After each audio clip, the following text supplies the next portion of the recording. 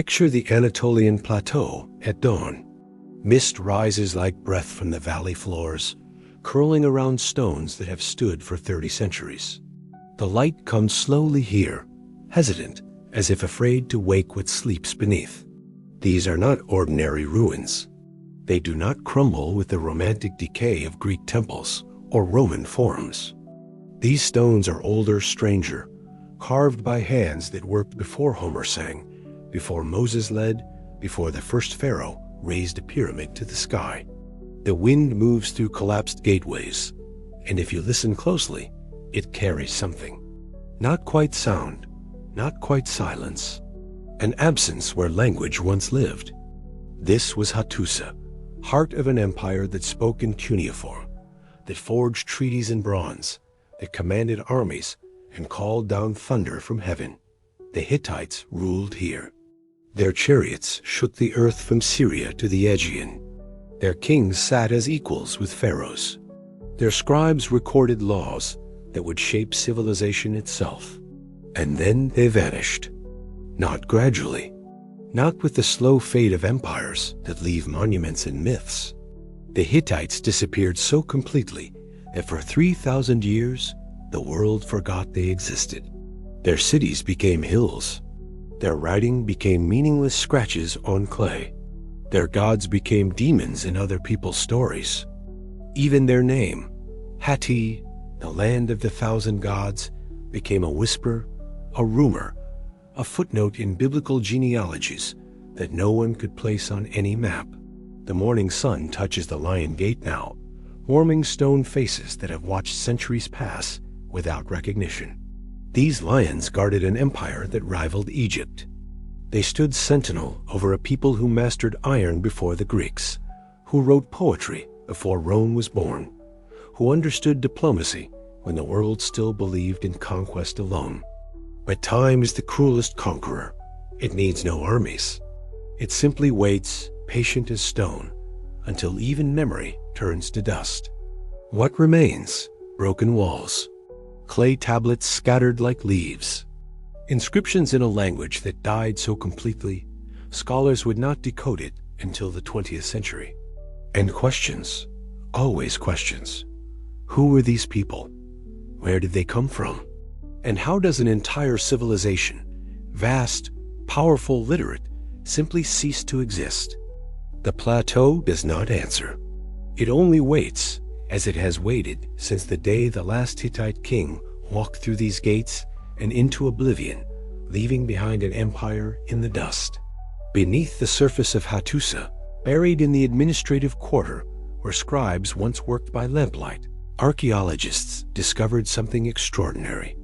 Not gold, not weapons, something far more valuable: clay tablets.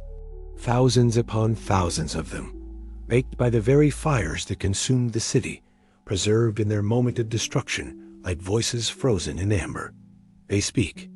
Even now, these fragments whisper across the gulf of millennia. Legal codes, religious hymns, military dispatches, and something unprecedented in human history: diplomatic correspondence. The Hittites did not merely conquer. They negotiated. They compromised.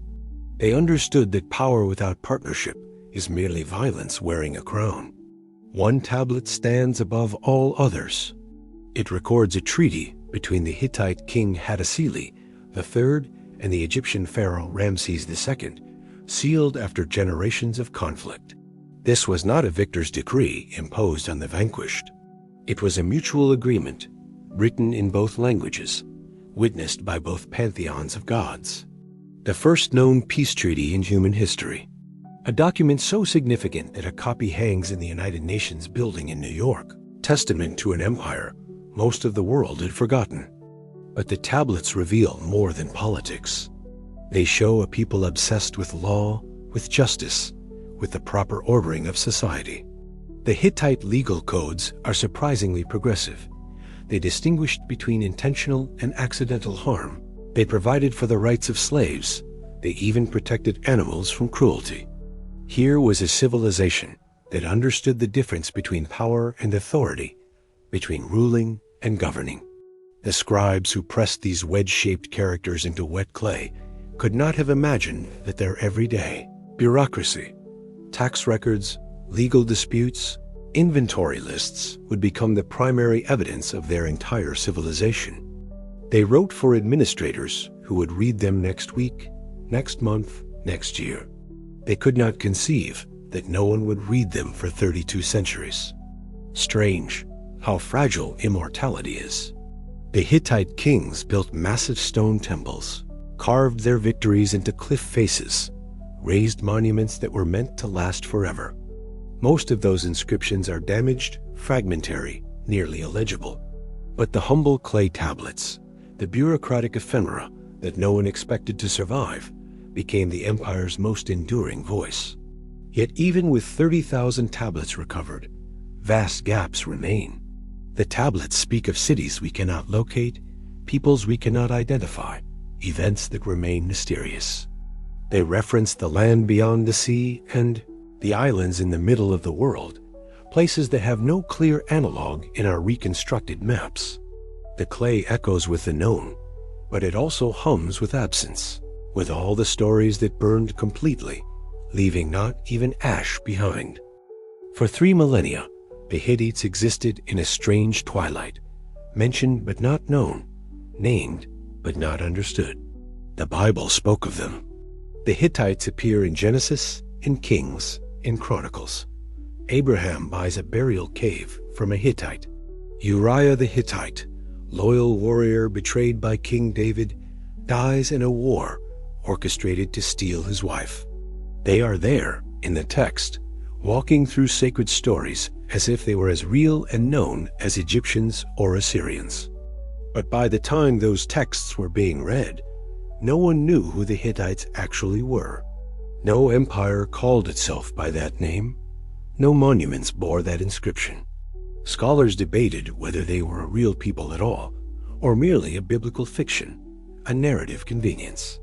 Some thought they might be a minor tribe, a footnote people who got lucky with literary immortality. The idea that they might have been a superpower, an empire that shaped the Bronze Age world, would have seemed absurd. Then, in the late 19th century, the Earth began to give up its secrets. European archaeologists, drawn to Anatolia by curiosity and imperial ambition, started noticing strange ruins across the Turkish highlands. Not Greek, not Roman, something else, something older. At a site called Bagazki, a French archaeologist named Charles Texier sketched the remains of massive fortifications, temples of unknown design, gateways flanked by stone lions that stared with unseeing eyes across a landscape that had forgotten their names. The breakthrough came in 1906, when German archaeologist Hugo Winkler began systematic excavations at Bagazki. What he found shattered every assumption about the ancient world. This was not a minor settlement. It was Hattusa, capital of an empire. The archives alone contained over 10,000 tablets, written in a mysterious cuneiform script that used familiar symbols but expressed an unknown language. The decipherment took years. Scholars recognized Akkadian, the lingua franca of the ancient Near East, but many tablets were written in something else entirely. In 1915, a Czech linguist named Bedřich Rosner made this stunning discovery. This was an Indo-European language, the oldest ever recorded. The Hittites spoke a tongue related, however distantly, to Greek, to Latin, to Sanskrit, to the very languages that would dominate Europe and India. They were linguistic ancestors, voices from the deep past of half the world's language families. Suddenly, history rearranged itself. This was not a minor culture. The Hittites had been players on the grandest stage of the ancient world. They had fought Egypt to a standstill. They had traded with Babylon. They had dominated Anatolia for half a millennium. And the world had simply forgotten. How does this happen? How does an empire that corresponded with pharaohs, that left thousands of documents, that ruled cities from the Aegean to Mesopotamia, how does it become so lost that its very existence was doubted? The rediscovery of the Hittites was more than an archaeological triumph. It was a humbling reminder that history is not a complete record, but a damaged manuscript, full of missing pages, burned chapters, stories that survival, not significance, determines whether we remember. Imagine Hattusa at its height. The city sprawls across 6 square kilometers of strategic plateau, protected by natural ravines on 3 sides and by human ambition on the 4th. The fortification walls rise 6 meters high, constructed from massive limestone blocks, fitted with such precision that even now, collapsed and scattered, they command awe. These are not the walls of a people who feared invasion. These are the walls of a people who understood that power must be visible, that sovereignty is as much performance as fact. The Lion Gate stands to the southwest, flanked by stone guardians carved from single megaliths, each weighing several tons. Their faces are worn now, features smoothed by wind and rain and the patient erosion of centuries.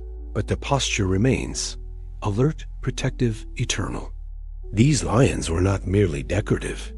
They were threshold guardians, liminal beings that stood between the human world and the divine, between the profane city and the sacred kingship that ruled within.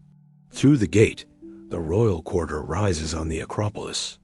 The great temple dominates, not tall like Egyptian temples, not vertical in its ambition, but sprawling, complex, a maze of chambers and courtyards dedicated to the storm god Tarhunt and the sun goddess Araniti. Here, priests performed rituals that were old when the temple was new, ceremonies inherited from the indigenous Hashan peoples who had worshipped these gods for centuries before the Hittites arrived and adopted them, merged with them, became them. The architecture feels alien. It does not follow Egyptian axiality or Mesopotamian symmetry. Hittite buildings curve, zigzag, follow the contours of the land as if they grew from it rather than being imposed upon it. Rooms open into other rooms in sequences that seem random, but were carefully planned according to principles we can only partly reconstruct. Some scholars suggest astronomical alignments. Others see defensive logic. Perhaps it is both, or neither. Perhaps the Hittites built according to spiritual geometries that our secular archaeology cannot recognize. In the lower city, workshops clustered near the gates. Bronze smiths, potters, weavers, the economic engine of empire conducted with the hum of daily labor. This was not a ceremonial capital kept artificially pure. This was a living city, commercial and sacred intertwined, where priests and merchants shared streets, where the divine and the mundane existed in constant, comfortable proximity. But the most mysterious part of Hattusa lies outside the walls. 2 kilometers south, carved into natural rock, the sanctuary of Yazılıkaya opens like a wound in the earth. 2 galleries, decorated with relief sculptures of gods in procession. 63 deities in total, marching eternally toward a central meeting point. This was not public architecture. This was initiation space, mystery chamber, a place where kingship was made and unmade according to rituals we can only glimpse through fragmentary texts and archaeological speculation. What ceremonies took place here? The inscriptions speak of the New Year festival, of the king's ritual death and rebirth, of communing with gods who were not distant, but immediate, present, demanding. The Hittites did not merely believe in their gods. They negotiated with them, contracted with them, held them accountable when prayers went unanswered. Religion was not faith, but relationship, not worship, but partnership. Walking through Hattusa today, even in ruins, the presence remains. This was a city designed to channel power, divine power, royal power, the power of a civilization that understood it stood at the crossroads of worlds, that its position between Mesopotamia and the Mediterranean gave it a role to play in the unfolding drama of the Bronze Age. A storm god city, a place where heaven and earth met, where empire was both human achievement and divine mandate. And then, sometime around 1200 BCE, someone walked through these gates for the last time, and the city fell silent. The Hittite Empire did not rise by accident.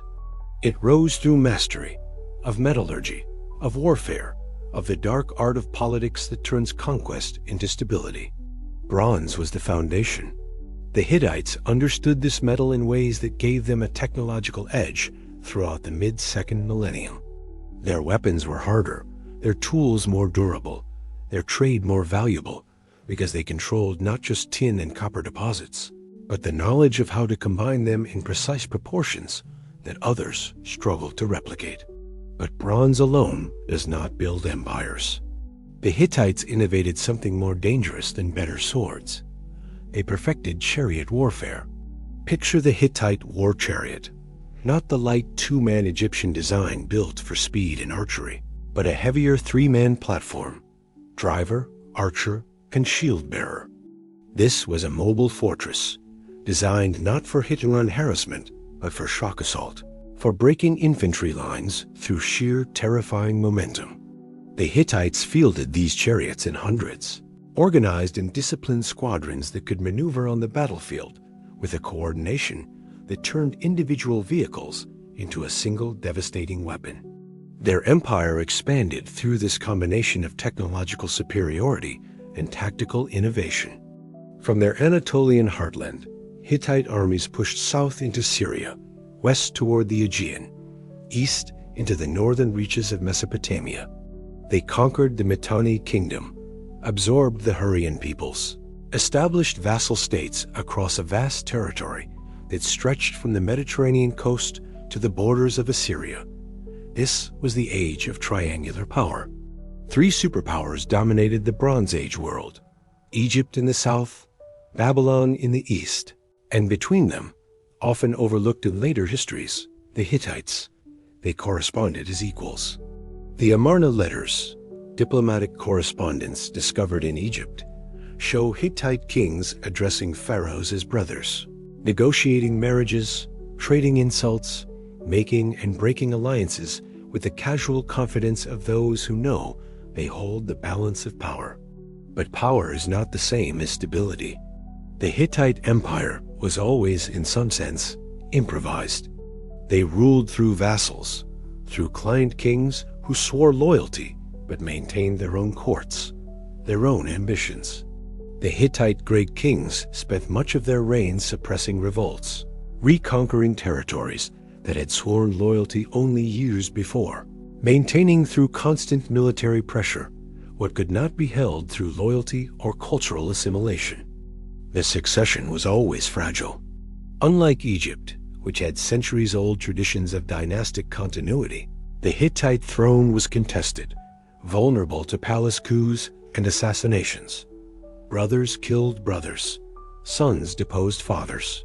More than once, the empire nearly collapsed from within, saved only by kings strong enough or ruthless enough to murder their way to stability. Yet despite this internal turbulence, the empire endured for 5 centuries.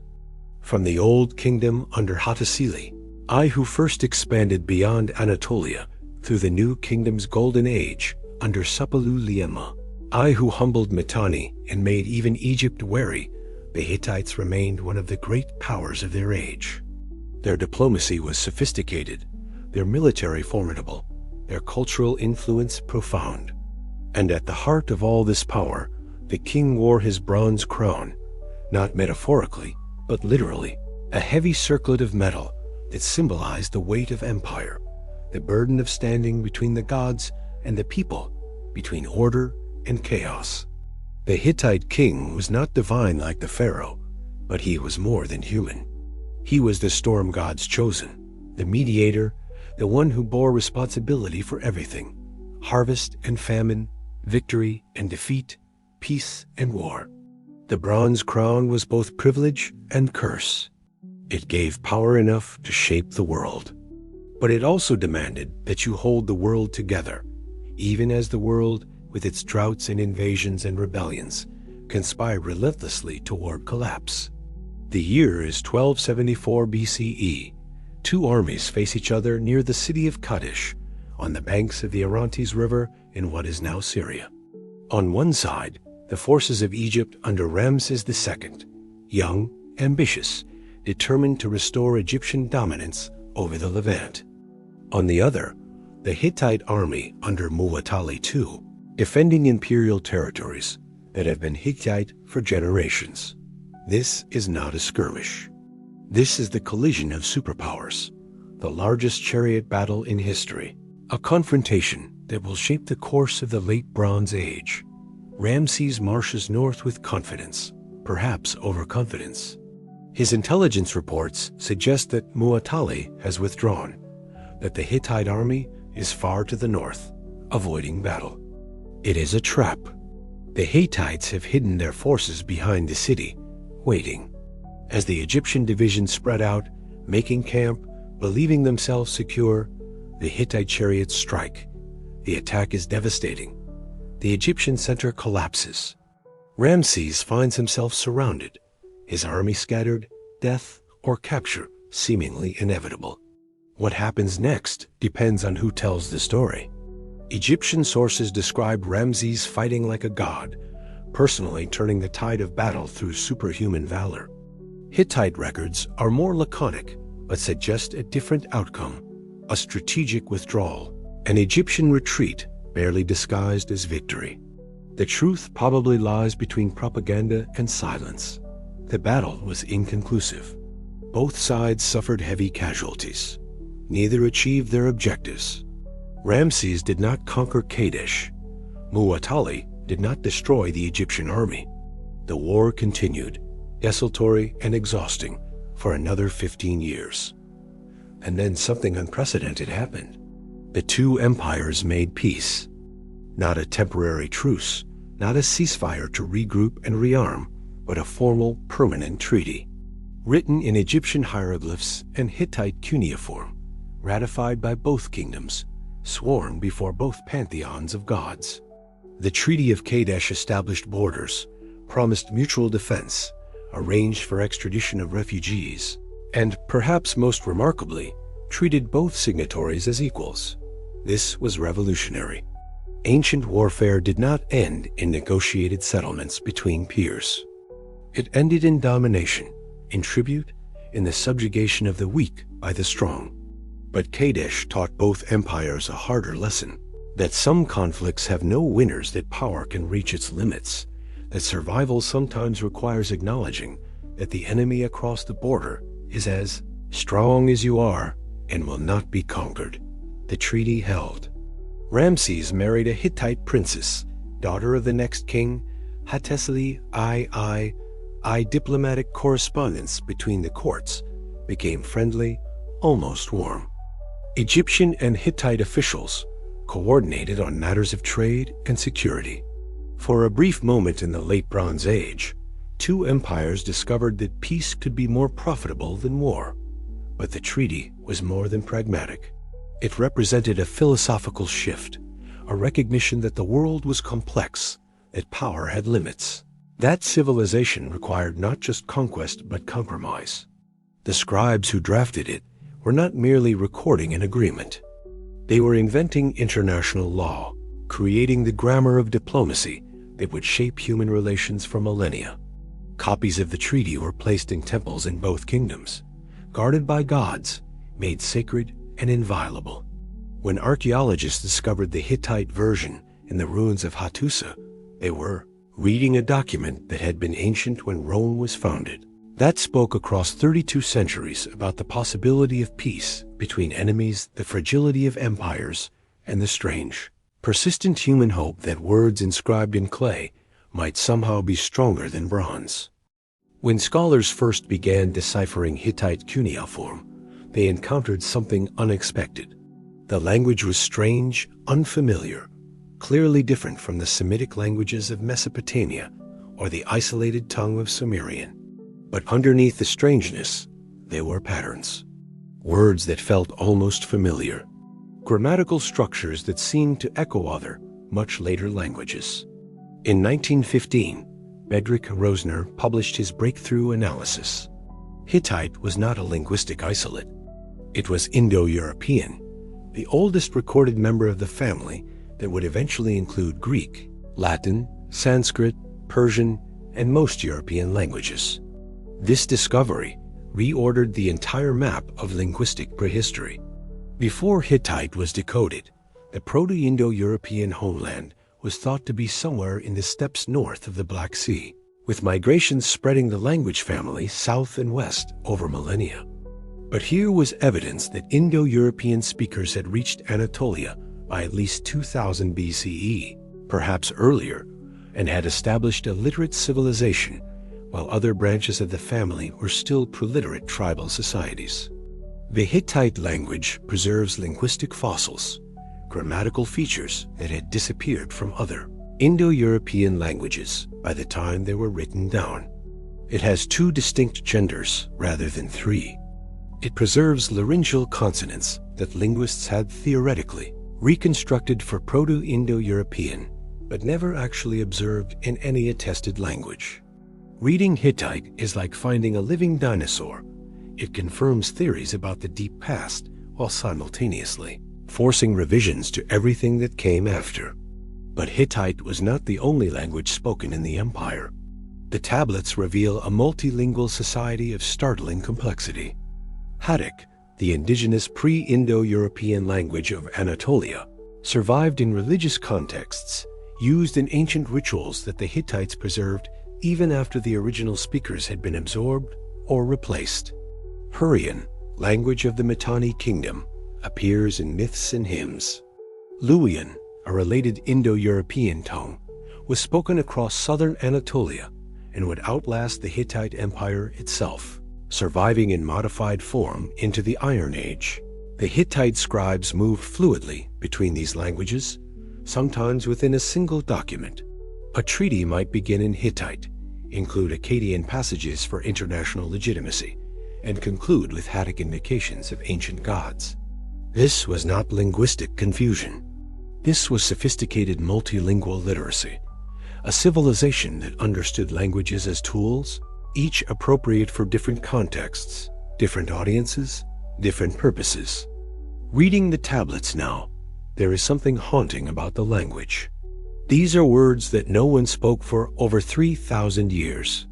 The sounds are reconstructed, approximate, filtered through the assumptions of modern linguistics. We can read the texts, translate them, understand their meaning, but we cannot truly hear them. The Hittite voice, the rhythm, the melody, the particular way these words felt in the mouth and sounded in the ear is lost. Yet even in silence, even filtered through academic reconstruction, the language speaks. It tells of a people who worried about justice, who wrote poetry about gods and seasons, who kept meticulous records of inventory and wages, who argued legal cases and drafted international treaties. The language reveals thought patterns, cultural priorities, ways of organizing reality that are simultaneously alien and familiar. They had a word, chariots. That means something like the act of overcoming or victory, but carries connotations of cosmic order, being restored through the defeat of chaos. To speak Hittite was to inhabit a world where war was not political, but theological, where every battle was a reenactment of divine conflict. The stones remember. The clay tablets, baked accidentally by the fires that destroyed the empire, preserved words that were meant to be temporary, bureaucratic, disposable. And now those disposable words are all we have. Strange echoes from a dead language, whispers in a tongue that no living person speaks, carried across. Millennia on fragments of clay that survived when monuments crumbled and the empire itself became dust. In Hattusa, in Alakajuk, at the gates of temples and palaces across the Hittite realm, stone lions stand guard. Or stood.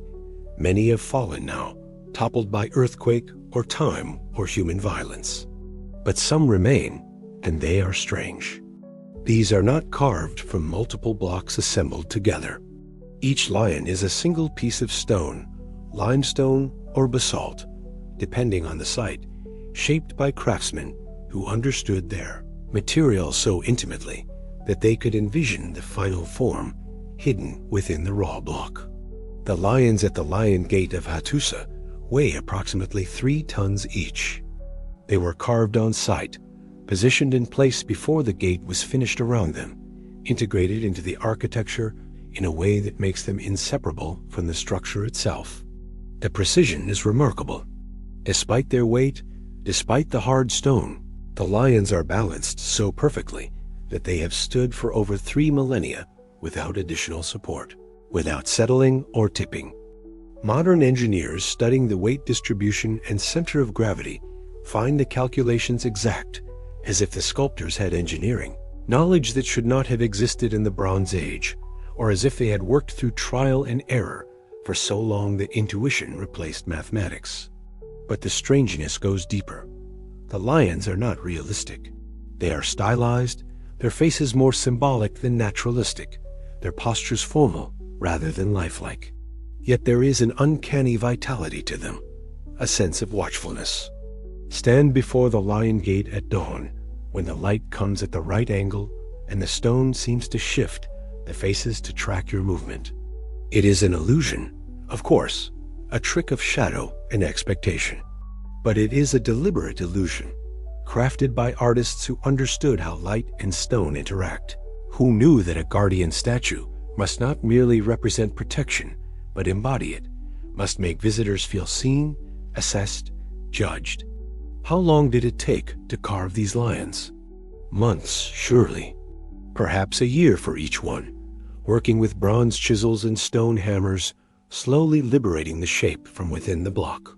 The sculptors who made them are nameless. No signature, no record of payment, no royal inscription claiming credit.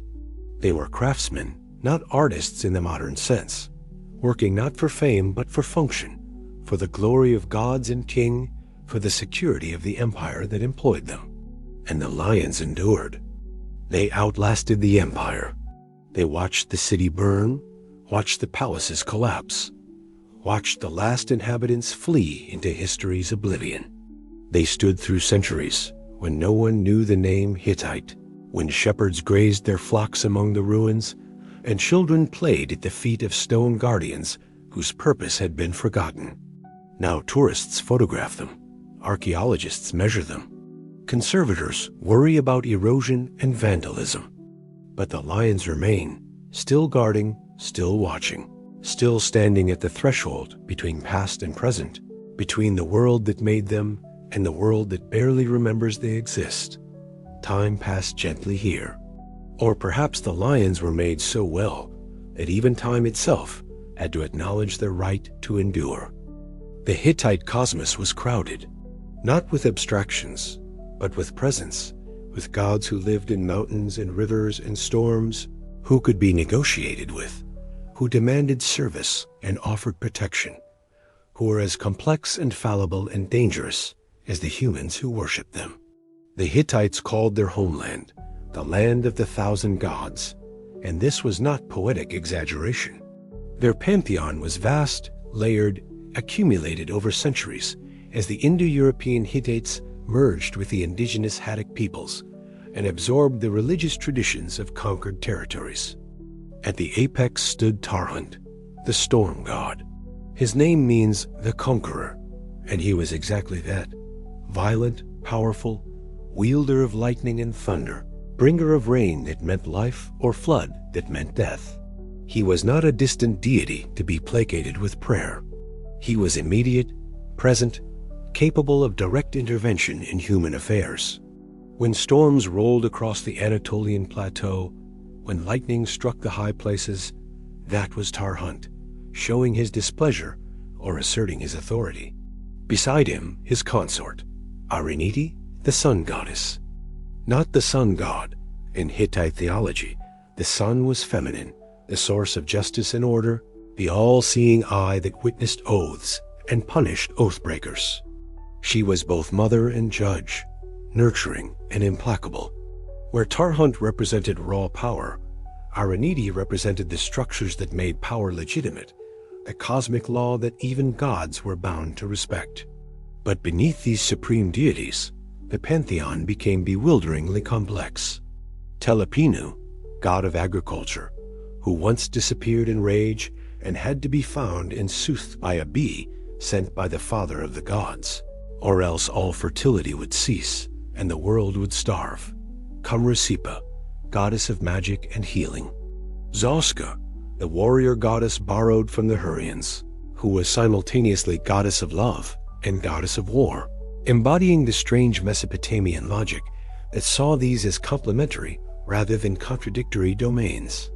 The Hittites did not organize their gods into neat hierarchies. Their pantheon was organic, sprawling, full of regional variations and local spirits who were important in one city and unknown in another. A god might have multiple names, multiple aspects, multiple mythological roles that contradicted each other without apparent concern.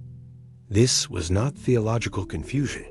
This was sophisticated polytheism that understood divinity as complex and multifaceted, that saw no need to reduce the divine to simple categories. Myths survive in fragmentary form.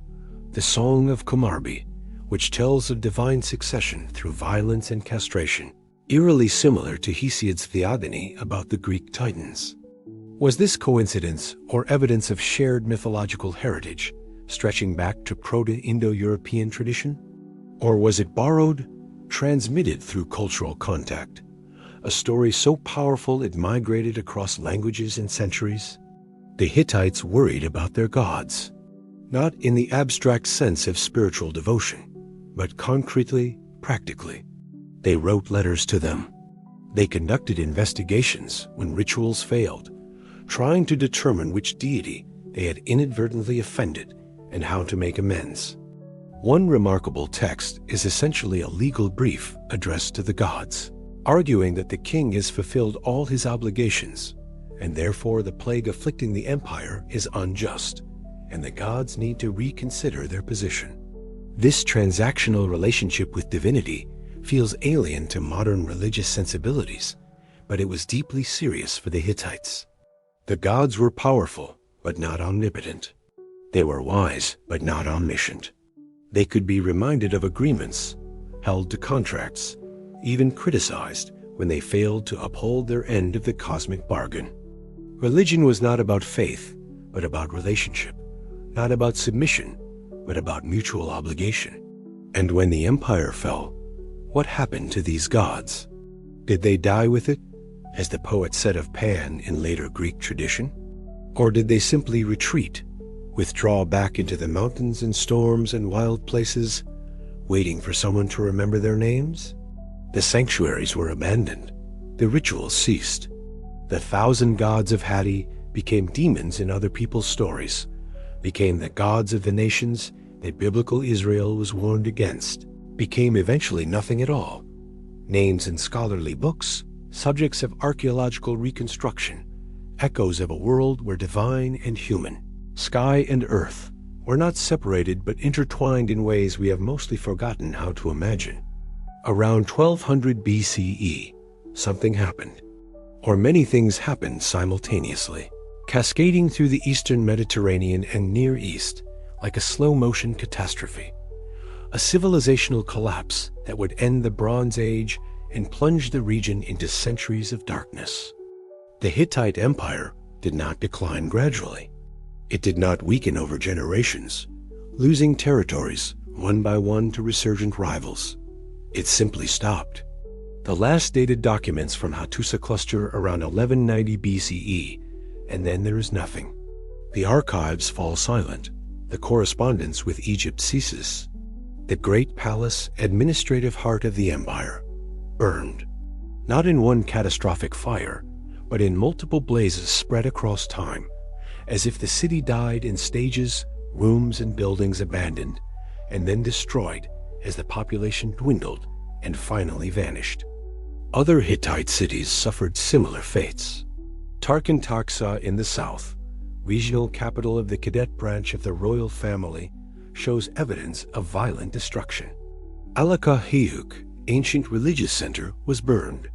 Across Anatolia, sites that had been continuously occupied for centuries show a sudden break in the archaeological sequence, a destruction layer, sometimes evidence of hasty flight and then abandonment. No rebuilding, no gradual recovery, just silence. What makes this collapse particularly mysterious is the absence of a clear conqueror. When Mesopotamian cities fell, we have records of who conquered them, usually written by the victors themselves. When Egypt was invaded, we have battle reliefs and boastful inscriptions. But for the Hittites, we have only destruction and silence. No enemy army inscribed its triumph on Hattusa's ruins. No new power immediately filled the vacuum left by the empire's collapse. Some cities show evidence of earthquake damage. The Anatolian plateau sits atop a seismically active zone, and it's possible that a major earthquake or series of earthquakes contributed to the collapse. But earthquakes alone do not explain abandonment. Cities can be rebuilt, populations return. Unless something else, drought, famine, warfare, plague, makes return impossible or undesirable. The royal correspondence from the very end of the empire hints at crisis. Letters speak of grain shortages, appeals for food aid, military threats from multiple directions. One letter, probably from the last years, describes ships from enemy lands appearing offshore, burning cities. Another speaks of the king sending his personal guard to protect harvest operations, suggesting that even basic agriculture had become dangerous, threatened by raiders or invaders. But who were these enemies? The letters are frustratingly vague. They do not name the threat clearly, perhaps because everyone knew in that moment what the danger was, or perhaps because the threat was too dispersed, too chaotic to name. Not an army, but a migration, not a war, but a collapse of the entire regional system that had sustained Bronze Age civilization. The last king we know by name is Suppiluliuma II. He left inscriptions boasting of naval victories against Alatia, the island of Cyprus. These are the only known records of Hittite naval operations, a strange final flourish from an empire that had always been primarily land-based. It is as if, in its last years, the Hittites were trying to control sea routes, to maintain trade connections that had become impossible by land. And then Suppiluliuma simply disappears from history. No record of his death. No successor. The royal line, which had continued for centuries, despite assassinations and civil wars, simply ends between sentences. Walking through Hattusa's ruins now, the absence is palpable. These massive fortifications were not breached by siege. They were abandoned. The gates that could withstand any Bronze Age army stood open as the last inhabitants walked through them into an uncertain future, leaving behind a city that had been the heart of an empire, the residence of gods, the capital of a civilization that had shaped its age. What does it mean for an empire to vanish? Not to be conquered and absorbed into a new empire, but to simply cease? The question echoes through the empty streets of Hattusa, unanswered by the stones. The archaeological evidence from the final years of the Hittite Empire tells a strange story. In layer after layer, excavators find destruction, burnt timbers, collapsed roofs, shattered pottery. But they do not find what you would expect from a city taken by storm. They find very few bodies, very few weapons, almost no signs of battle damage to the fortifications themselves. This is the mystery that haunts Hittitology. If the empire did not fall to conquest, what killed it? One possibility is that the collapse was internal. Civil war, perhaps, or a succession crisis so severe fractured the empire beyond recovery. The Hittite political system had always been volatile, prone to assassinations and coups. Perhaps the last decades saw this instability spiral out of control, regional governors breaking away, the army fragmenting into competing factions, the whole imperial structure imploding under the weight of its own contradictions. But civil war leaves traces. We should find evidence of sieges, of battles between Hittite factions, of one group of cities flourishing while another declined. Instead, we find widespread simultaneous abandonment. Whatever happened affected the entire empire at once. Another theory focuses on economic collapse. The Hittite Empire was a Bronze Age superpower, dependent on trade networks that stretched from Afghanistan, source of tin, to Cyprus, source of copper. Disrupt those networks, and bronze production ceases. Without bronze for tools and weapons, technological collapse follows. Perhaps the end of the Hittites was not traumatic, but gradual. A slow economic strangulation as trade routes became dangerous, as pirates and raiders made maritime commerce impossible, as the complex interdependencies of Bronze Age civilization unraveled link by link. This makes sense, but it raises another question. Why didn't the Hittites adapt? They had survived crises before. Why this time did crisis become catastrophe? Some scholars point to plague. Ancient plagues left few archaeological traces, no mass graves, no medical texts describing symptoms, but they could devastate populations with terrifying speed. The Black Death killed a third of Europe in a few years. A Bronze Age equivalent could have depopulated cities, collapsed administrative systems, made survival more important than maintaining empire. People fled the cities, scattered into smaller settlements in the countryside, abandoned the monumental architecture and bureaucratic complexity that had defined Hittite civilization. But again, evidence is indirect. References in texts to pestilence, to the gods being angry, to people dying, but nothing specific enough to confirm plague as the primary cause. The burnt palaces suggest something more violent. Fire is not a disease symptom. Someone set those fires, but were they invaders burning a conquered city? Or were they the last inhabitants, destroying what they could not take with them, denying resources to whoever might come after? Excavators have found hidden hoards in Hattusa, collections of valuable objects buried beneath floors, hidden in walls. These are not offerings or ritual deposits. These are emergency caches, the desperate attempts of people who hope to return, who believed they would come back once the danger passed. The objects are still there. No one came back. Perhaps the most haunting finds are the partial restorations. In some buildings, there is evidence that after the initial destruction, someone tried to rebuild. Walls were partially repaired, rooms were reoccupied, and then abandoned again, permanently this time. It is as if the Hittites themselves did not understand what was happening, did not realize that the world they knew was ending. They tried to continue, to restore normalcy, to maintain the structures of civilization, and they failed. The hills of Anatolia hold more secrets than have been excavated. Hundreds of sites remain untouched, covered by millennia of soil. Beneath them, perhaps, are answers, or perhaps only more questions.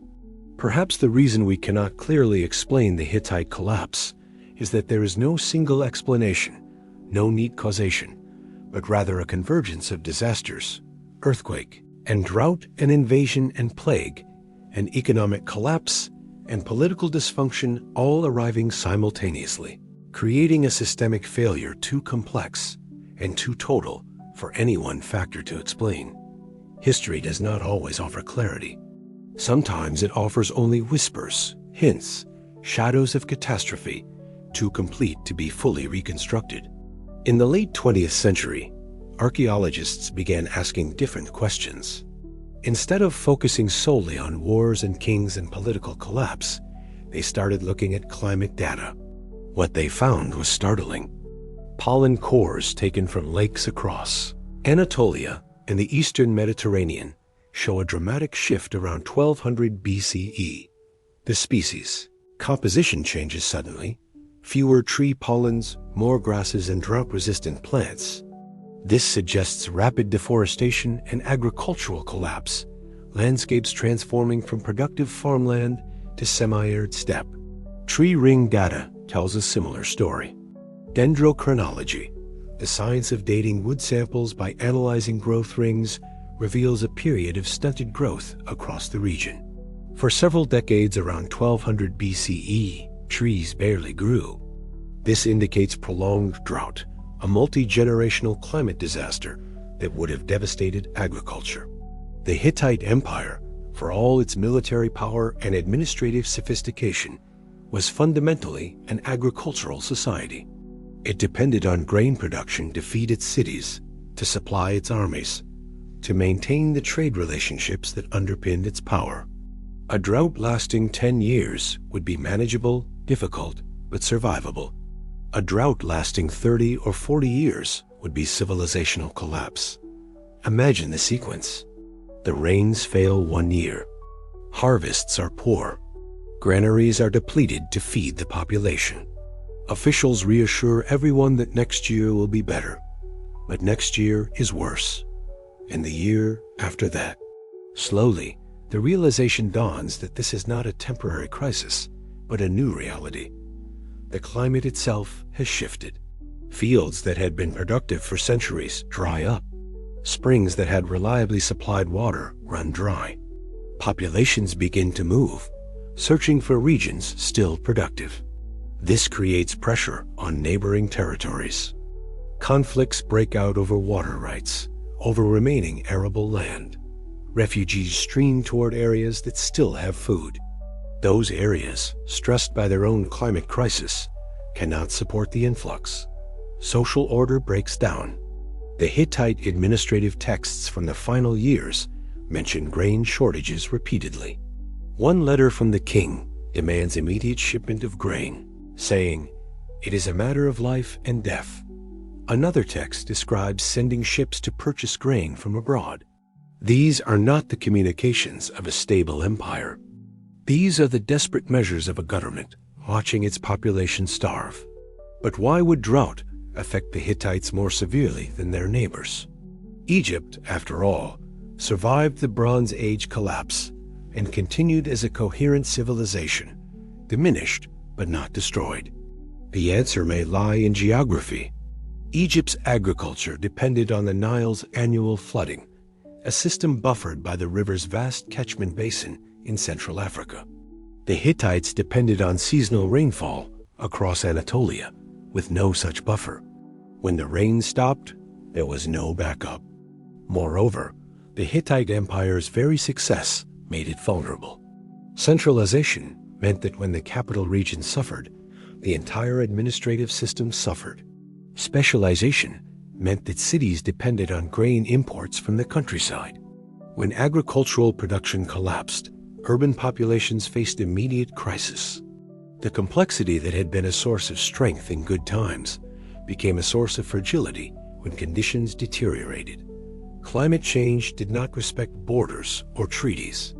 It did not care about military power or diplomatic sophistication. It was implacable, impersonal, unstoppable, and it transformed a temporary political crisis into permanent catastrophe. This is not to say that climate was the only factor. Drought did not directly burn the palaces or force the abandonment of cities, but it created the conditions, the desperation, the migration, the breakdown of order that made all the other factors more deadly. Climate provided the stage. Human actions played out the tragedy. And perhaps there is a lesson here, written in pollen and tree rings, preserved in lake sediments for 32 centuries. That civilizations, no matter how powerful, are ultimately dependent on environmental conditions outside their control, and that when those conditions shift, power and wealth and military might matter less than the ability to adapt or the willingness to abandon what cannot be saved. The Halis River, known today as the Kızılırmak, winds across central Anatolia in a great loop, the longest river in Turkey, carving valleys through the high plateau that was the heartland of the Hittite Empire. Its name in antiquity meant Red River, named for the iron oxide-rich sediments that colored its waters rust and orange, particularly in the spring when snowmelt swelled its course. For the Hittites, the Halis was lifeline. Its waters irrigated the agricultural valleys that fed Hattusa. Its floodplains provided the richest farmland in Anatolia. Control of the Halis meant control of food production, and thus control of power. The river appears in Hittite texts as both practical resource and sacred entity, a god in its own right, to be honored and propitiated. But rivers are not permanent. They shift. Over decades and centuries, erosion and deposition gradually change river courses, especially in regions with active tectonics and seasonal flooding. Geological studies conducted in the late 20th century revealed something remarkable. Around 1200 BCE, give or take a few decades, the precision of geological dating being less exact than archaeological, the Halys changed its course. Not dramatically, not overnight, but enough. A shift of a few kilometers in the river Sizes could mean the difference between productive irrigated farmland and land that had to depend solely on rainfall. In a period of drought, this shift would have been catastrophic. Fields that had been reliable for generations would have dried up. Water management systems, canals, diversions, irrigation channels would have become useless, requiring complete reconstruction to follow the river's new course. For a civilization already stressed by climate change and external threats, this additional blow might have been the breaking point. The Halys also served as a traditional boundary. Ancient writers speak of it as dividing Anatolia, as marking the edge between different worlds. When Croesus of Lydia consulted the oracle about whether to attack Persia, the response was that if he crossed the Halys, he would destroy a great empire. He crossed it and destroyed his own. The river had symbolic power, mythological weight. Could the Hittites have interpreted the river's shift as a sign? As the gods withdrawing their favor, literally changing the landscape to show that the empire's time had ended? We have no texts that say this directly, but the Hittites interpreted natural events theologically. An earthquake was divine anger. A drought was divine punishment. A river changing course could easily have been seen as the ultimate divine judgment, the very land itself rejecting the empire. Modern geology tends to explain the shift in purely mechanical terms. Tectonic activity, seasonal flooding patterns, erosion of riverbanks over time. The river moved because rivers move. It is what they do. But for the people living through it, the mechanism mattered less than the consequence. Their world was built around that river.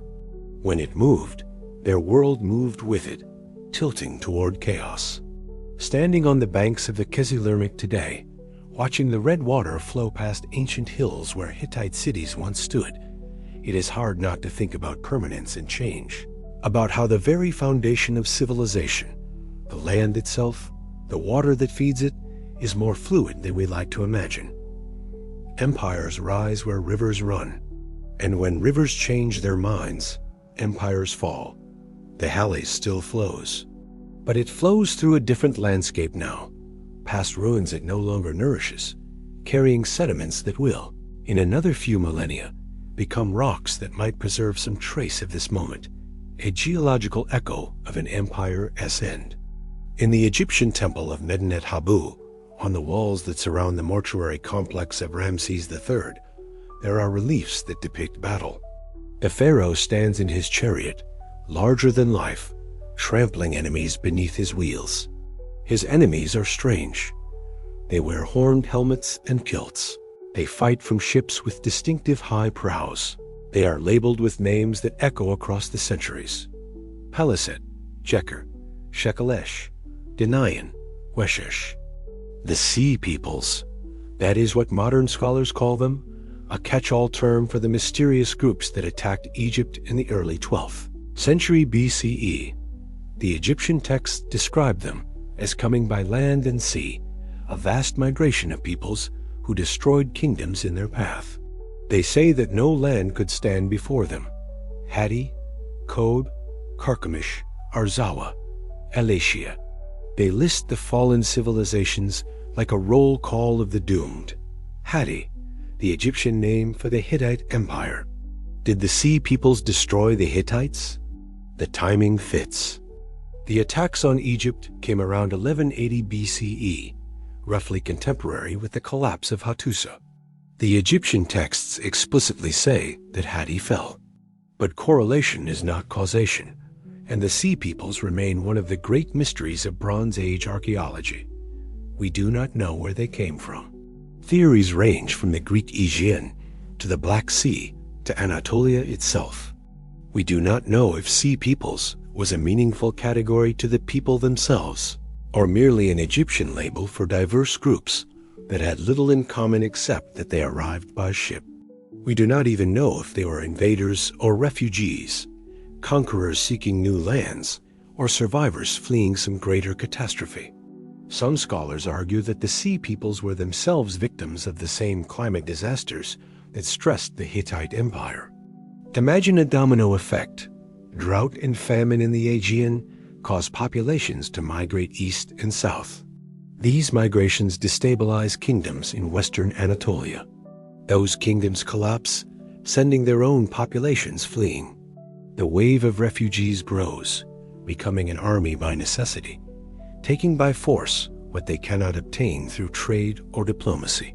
They destroy not out of ambition, but out of desperation, burning cities because they cannot hold them, moving constantly because nowhere can support their numbers. This would explain the strange nature of the sea people's attacks. They did not build a new empire on the ruins of the old. They did not settle in most of the lands they conquered. They moved through like a storm, devastating and then gone. Only in the Levantine coast did some groups, the Peliset, possibly the Philistines of biblical tradition, successfully settle. But if the sea peoples were the agents of destruction, what destroyed them? They defeated the Hittites, threatened Egypt, disrupted the entire eastern Mediterranean, and then they vanish from history almost as completely as the civilizations they toppled. Another possibility is that the sea peoples were not cause but symptom, a label. Egyptian scribes applied to the general chaos of the Bronze Age collapse a way of making comprehensible what was actually a systemic breakdown of regional order. Perhaps there was no single group called sea peoples, but rather dozens of groups, some raiders, some refugees, some mercenaries, some collapsed kingdoms' remnants, all moving through the wreckage of Bronze Age civilization. The reliefs at Medinet Habu show Egyptian victory. Ramses III claims to have defeated the sea peoples, saved Egypt from destruction. The archaeological evidence is less clear. Egypt survived, but weakened, never again to be the superpower it had been. The sea peoples were defeated, but the world they had helped destroy did not return. Perhaps the question is not whether the sea peoples destroyed the Hittites, but whether the Hittites themselves became part of the sea peoples. As the empire collapsed, as cities burned and were abandoned, where did the survivors go? Some moved south into Syria, maintaining Hittite culture in smaller Neo-Hittite kingdoms for several more centuries. But others may have taken to ships, joining the Great Migration, becoming themselves the raiders and refugees that Egyptian texts describe. The sea peoples may have been, in part, the Hittites' ghosts, the remnants of a destroyed civilization becoming destroyers in turn, wandering the Mediterranean in search of a home that no longer existed. When civilizations collapse, they do not always vanish entirely. Sometimes they transform, mutate, become myth. The memories persist, but changed, distorted by time and retelling, mixed with later events, reshaped to fit the needs of new peoples and new stories. Could the Hittites have left such echoes? Consider the Greek myths of the Titans, the old gods who ruled before the Olympians, who were defeated and cast down, who represented an earlier age of divine power.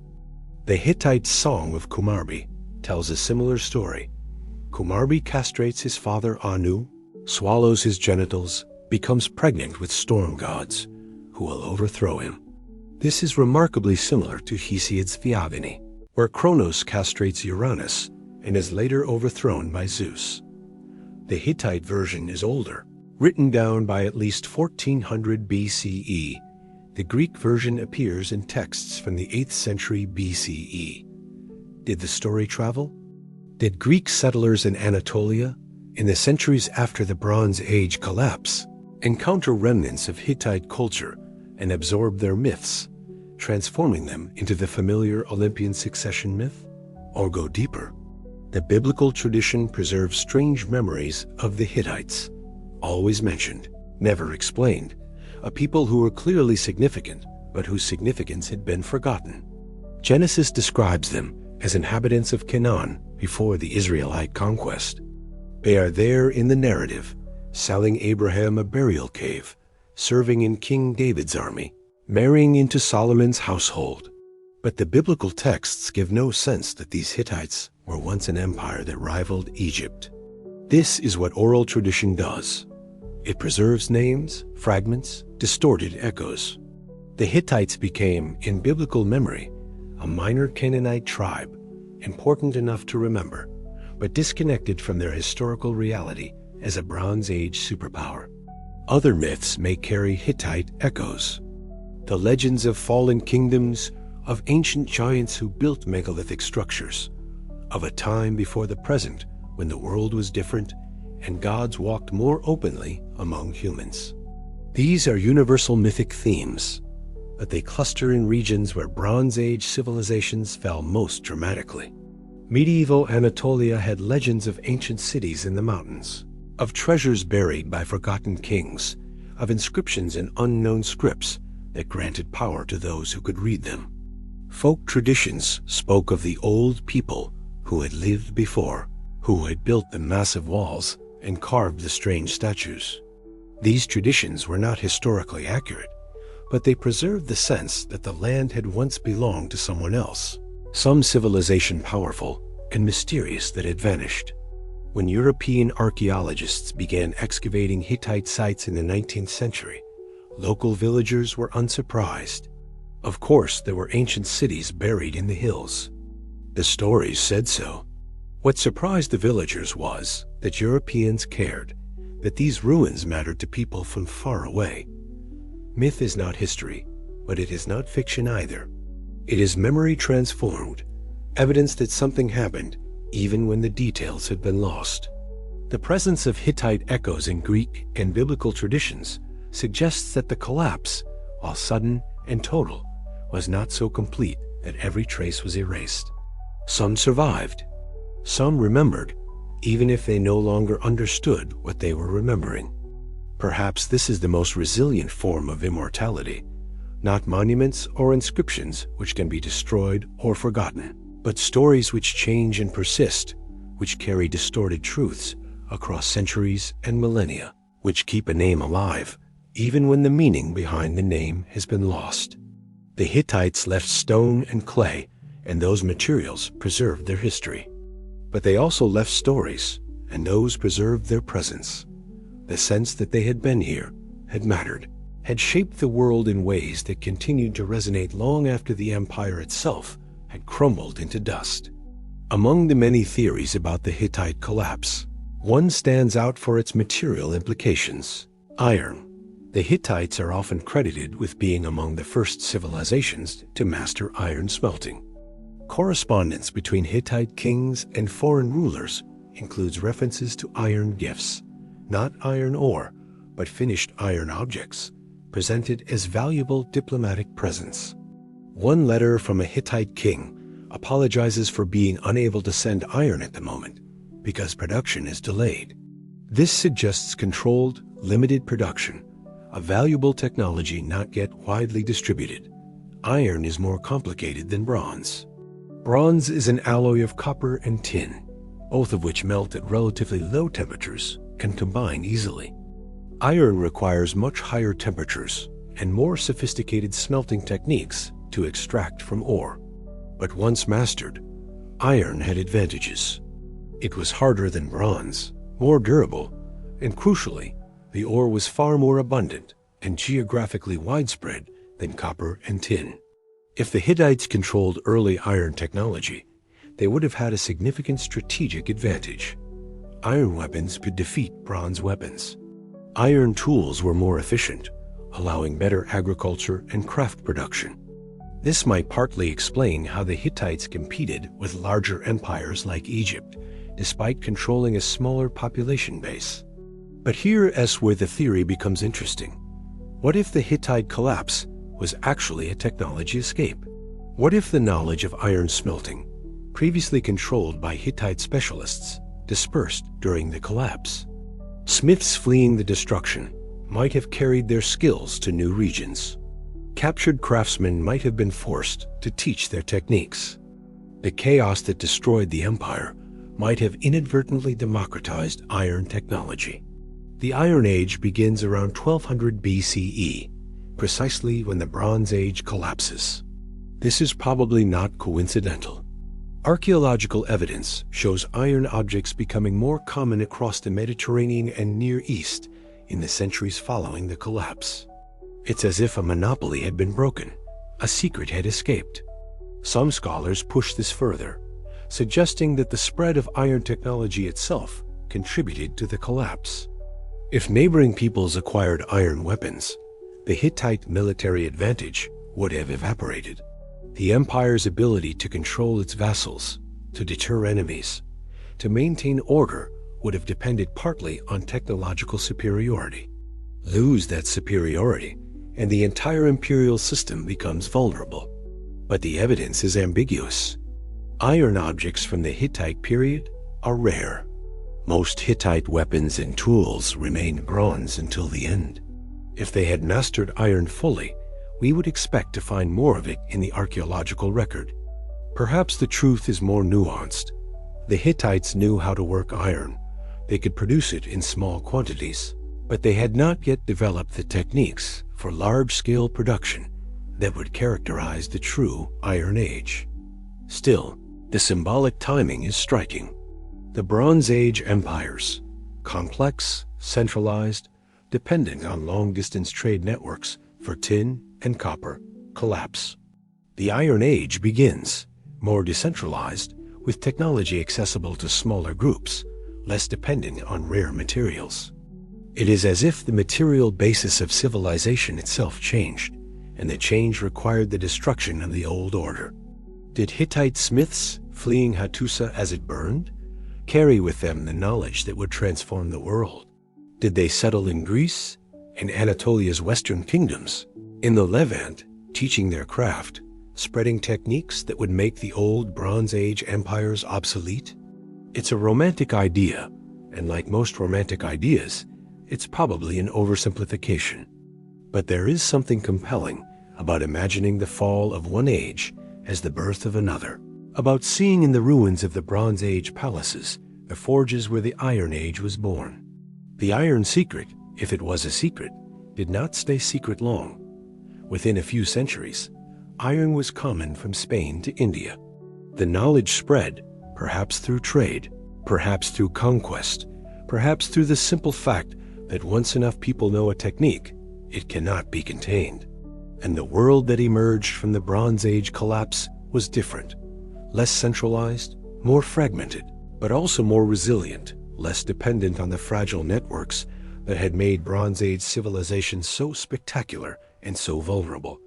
Iron endures where bronze tarnishes. Perhaps that's fitting. The empire that may have birthed the Iron Age vanished, but the age itself continued, transformed the world, shaped civilizations that would last millennia longer than the Hittites themselves.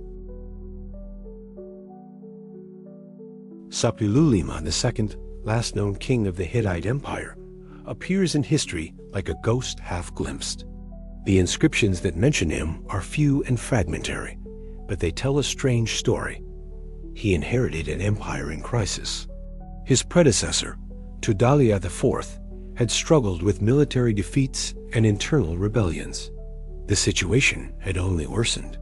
Yet Suppiluliuma II's inscriptions do not speak of defensive desperation. They boast of victories, specifically of naval victories. This is extraordinary. The Hittites were a land power. Their empire had no significant coastline until late in their history. They were not a seafaring people. Their military strength lay in chariots and infantry, not ships. Yet Suppiluliuma II claims to have defeated the fleet of Alatia Cyprus, not once but twice. He describes a naval campaign, ships burning, enemies drowning. Why would a collapsing land empire suddenly become a naval power? The most likely explanation is desperation. If land routes were blocked, if the empire's territory had shrunk to the point where only coastal regions remained secure, then control of sea routes would become vital. Perhaps Sepululima too was not boasting of expansion, but of survival, securing maritime supply lines in a world where overland trade had become impossible. Or perhaps the inscriptions lie. Perhaps these victories were propaganda, an attempt to project strength while the empire crumbled. Rulers often claim triumph even in defeat. The absence of corroborating evidence makes it impossible to know whether Sepululima II actually commanded fleets or merely wished he did. But the inscriptions exist. They were carved deliberately, expensively, meant to be permanent. Someone believed they were worth recording. And then Sepululima II vanishes. There is no record of his death. No inscription describes his burial. No text names a successor. The royal line, which had continued for nearly 5 centuries, despite assassinations and civil wars, simply stops. Did he die in battle? Was he assassinated in a final palace coup? Did he flee, abandoning Hattusa as it became indefensible, seeking refuge in one of the Syrian vassal kingdoms? Or did he remain, the last king in an empty palace, watching his empire dissolve around him until there was nothing left to rule? Archaeology provides no answers. If Sepululima II was buried in Hattusa, his tomb has never been found. If he fled, he left no trail. He exists in inscriptions that claim naval victories over Cyprus, and then he exists nowhere at all. It is a strange kind of ending, not dramatic, not tragic in the classical sense, but simply incomplete. A story that stops mid-sentence. An empire that continues until it doesn't, a king who rules until he vanishes, leaving behind only questions and the echo of boasts carved in stone, describing triumphs that may or may not have happened at the edge of a world coming apart. History usually gives us endings, even if they are bad ones. We know how Babylon fell, how Egypt declined, how Rome fragmented. But the Hittites give us only absence. The last king proclaims victory and then silence. The empire continues until it doesn't. The world that had included Hattusa as a major power simply reorganized itself around the space where the Hittites had been, as if they had never existed. Sepululima II, last king of the Hittites, disappeared into the same oblivion that swallowed his empire. And for 3,000 years, no one even knew there was a mystery, because no one remembered there had been a kingdom. The archives of Hattusa contained over 30,000 tablets when excavators first began systematically cataloging them. It seemed an overwhelming treasure, the complete administrative and diplomatic record of an empire, preserved by the very fires that destroyed it. Decades of translation work followed. Scholars learned to read Hittite cuneiform, decoded the language, published treaty after treaty, law code after law code, religious text after religious text. And yet, even now, after more than a century of study, large portions of the archive remain unpublished, untranslated, or only partially understood. Some tablets are too fragmentary, broken pieces that preserve only a few words, not enough to determine context or meaning. Others are written in obscure dialects or use specialized vocabulary, technical terms for rituals, botanical names for plants, titles and offices whose functions we can only guess at. Still others are written in languages that remain only partly deciphered, Hattic, Palaic, Luwian in its various forms. But the most intriguing are the tablets that are intact, readable, and yet mysterious. They describe places we cannot locate, peoples we cannot identify, events that fit nowhere in our reconstructed chronology. One fragmentary text speaks of the land beyond the Bitter Sea and the islands in the middle of the world. Scholars debate whether this refers to the Aegean, to the Black Sea, to some more distant location, or to mythological geography. The text is matter-of-fact, bureaucratic. It seems to be describing real places, real trade relationships. But we cannot map them. Another tablet describes a diplomatic mission to a king whose title and nation are unknown. The context suggests a major power, an equal of the Hittites, but no such power appears in Egyptian or Mesopotamian records. Was this a kingdom that has left no other trace? Or is it a familiar kingdom called by an unfamiliar name?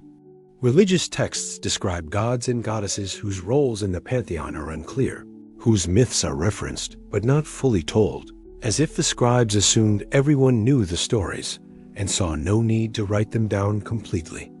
We have fragments of epics, hints of elaborate mythological cycles, references to the songs of the old land that are never quoted in full. The archive was not meant for us. It was a working library, a bureaucratic resource, the collected documents of imperial administration. The scribes wrote for immediate practical purposes, to record a treaty, to document a legal decision, to preserve a ritual's instructions. They did not anticipate that someday scholars would try to reconstruct an entire civilization from these texts alone. What is most frustrating is knowing that the answers probably existed.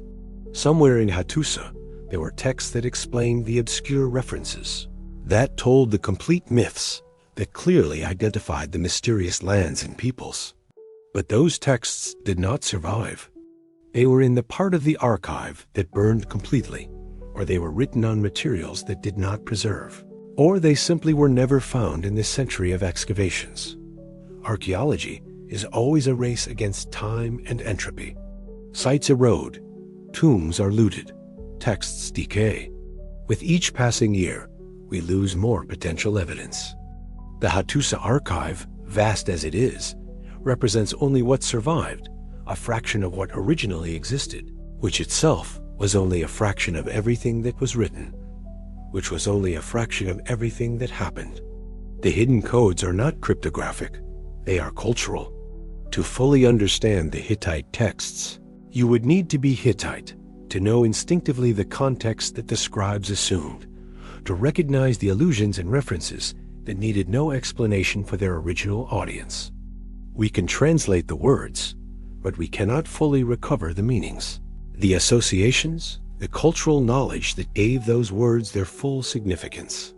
And so the archive remains partly opaque, a vast collection of voices speaking across millennia, saying things we can mostly understand and things we can only partly grasp, leaving us always with the sense that we are close to comprehension, but separated by a gap we cannot quite bridge, the gap between words preserved and worlds lost.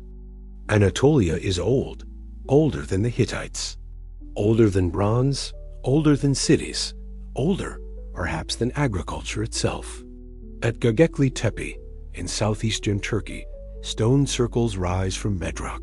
They date to the 10th millennium BCE, to a time when humans were supposed to be nomadic hunter-gatherers, incapable of the organized labor and architectural planning required for monumental stone construction.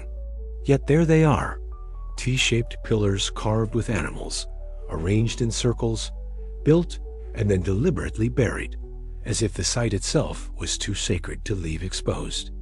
At Yazılıkaya, in central Anatolia, an urban settlement flourished around 7000 BCE, houses packed together without streets, accessed by ladders through roof openings, interiors decorated with elaborate wall paintings of bulls and leopards in strange geometric patterns.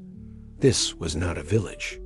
This was a city, one of the first in human history, thriving 3,000 years before the pyramids.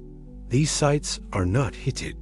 They are far older, built by peoples whose names we do not know, whose languages have left no trace, whose civilizations rose and fell and were forgotten millennia before the first Hittite king took his throne.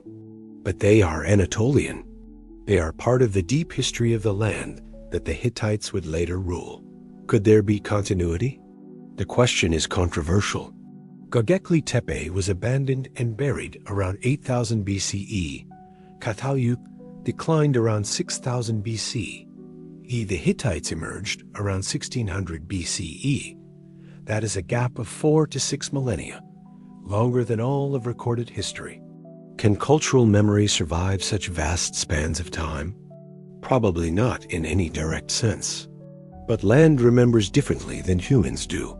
The sacred sites remain, even if their sacredness is forgotten and then rediscovered. The patterns of settlement persist.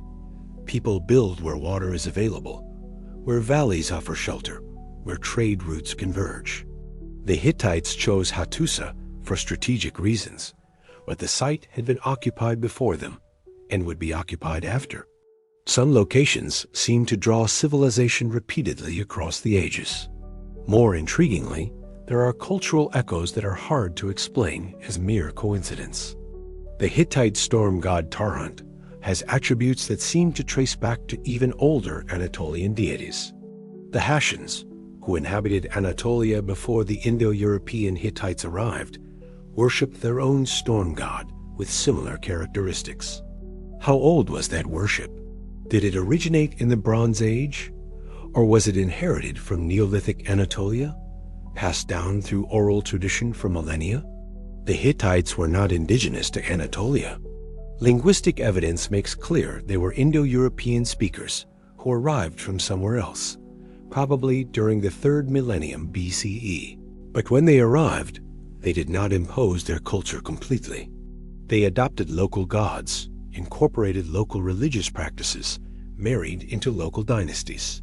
The result was a hybrid culture, Indo-European in language, but Anatolian in much of its religious and cultural identity. This pattern of cultural blending might itself be very old. Perhaps Anatolia has always been a crossroads, a place where populations met and mixed, where new peoples arrived and absorbed older traditions rather than replacing them entirely. If so, the Hittites were not unique, but part of a pattern that stretched back to the Neolithic. Some scholars speculate about pre-Indo-European Anatolian influences on the development of civilization itself. Agriculture originated in the Fertile Crescent, but Anatolia was part of that region, one of the places where wild grains were first domesticated, where the transition from hunting to farming first occurred. When those agricultural techniques spread into Europe, they carried with them people, and those people might have carried cultural memories, mythological frameworks, religious ideas that would influence European development for millennia. This is deep speculation, impossible to prove with current evidence. But it is haunting to think about that the Hittites rediscovered only a century ago might themselves be heirs to traditions so ancient that their origins lie not in history, but in prehistory, that the storm god they worshipped might echo religious ideas from Göbekli Tepe, that their imperial capital might stand on ground that had been sacred for 10,000 years. Anatolia keeps its secrets well. The stones of Göbekli Tepe reveal nothing about the people who carved them. The houses of Cataluyuk tell us how people lived, but not what they believed or hoped or feared. The Hittite tablets speak of gods and kings, but rarely of the common people, of the farmers and craftsmen whose labor sustained the empire. But the presence remains. Standing on the Anatolian plateau, you can feel it. The weight of time, the accumulation of human presence, stretching back to the dawn of civilization and before. The Hittites were part of that continuity, one chapter in a story far older than their brief 5 centuries of empire. They rose, flourished, fell, and were forgotten. But the land remains, and buried in it are layers upon layers of human history, most of which we have barely begun to uncover. When the Hittite Empire collapsed, the people did not vanish into thin air. Populations do not disappear completely, even in catastrophic collapses. They scatter, migrate, merge into new groups. The question is, where did they go? Some answers are clear. In southern Anatolia and northern Syria, a number of small kingdoms emerged in the centuries after 1200 BCE. They used Luwian hieroglyphs, a script related to but distinct from the Hittite cuneiform.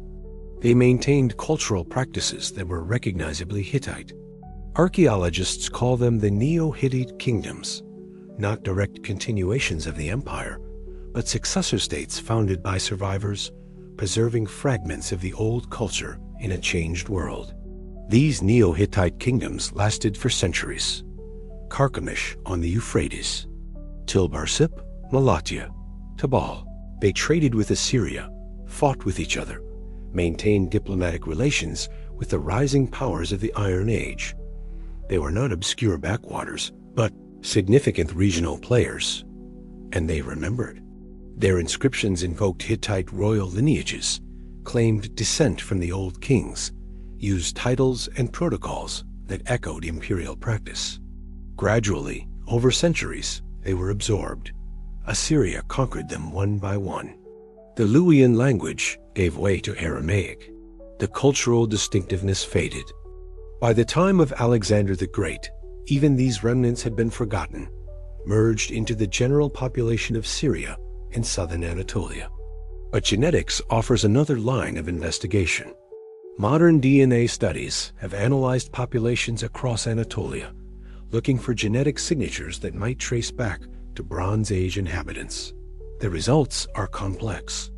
Anatolia has been a crossroads for millennia, invaded and settled by countless groups: Persians, Greeks, Romans, Arabs, Turks.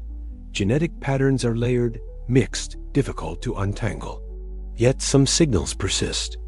Haplogroups, genetic markers, passed down patrilineally or matrilineally, show continuities that suggest Bronze Age Anatolian populations did not disappear but remained in place, contributing to the genetic makeup of later populations. The people who live in Turkey today carry, in their DNA, traces of the Bronze Age inhabitants, possibly including the Hittites. This is not reincarnation or direct descent. It is something more diffuse, the biological reality that populations persist even when cultures collapse. The farmers who tilled the fields around Hattusa, the craftsmen who worked bronze in its workshops, the soldiers who manned its fortifications. When the empire fell, most of them probably did not go far.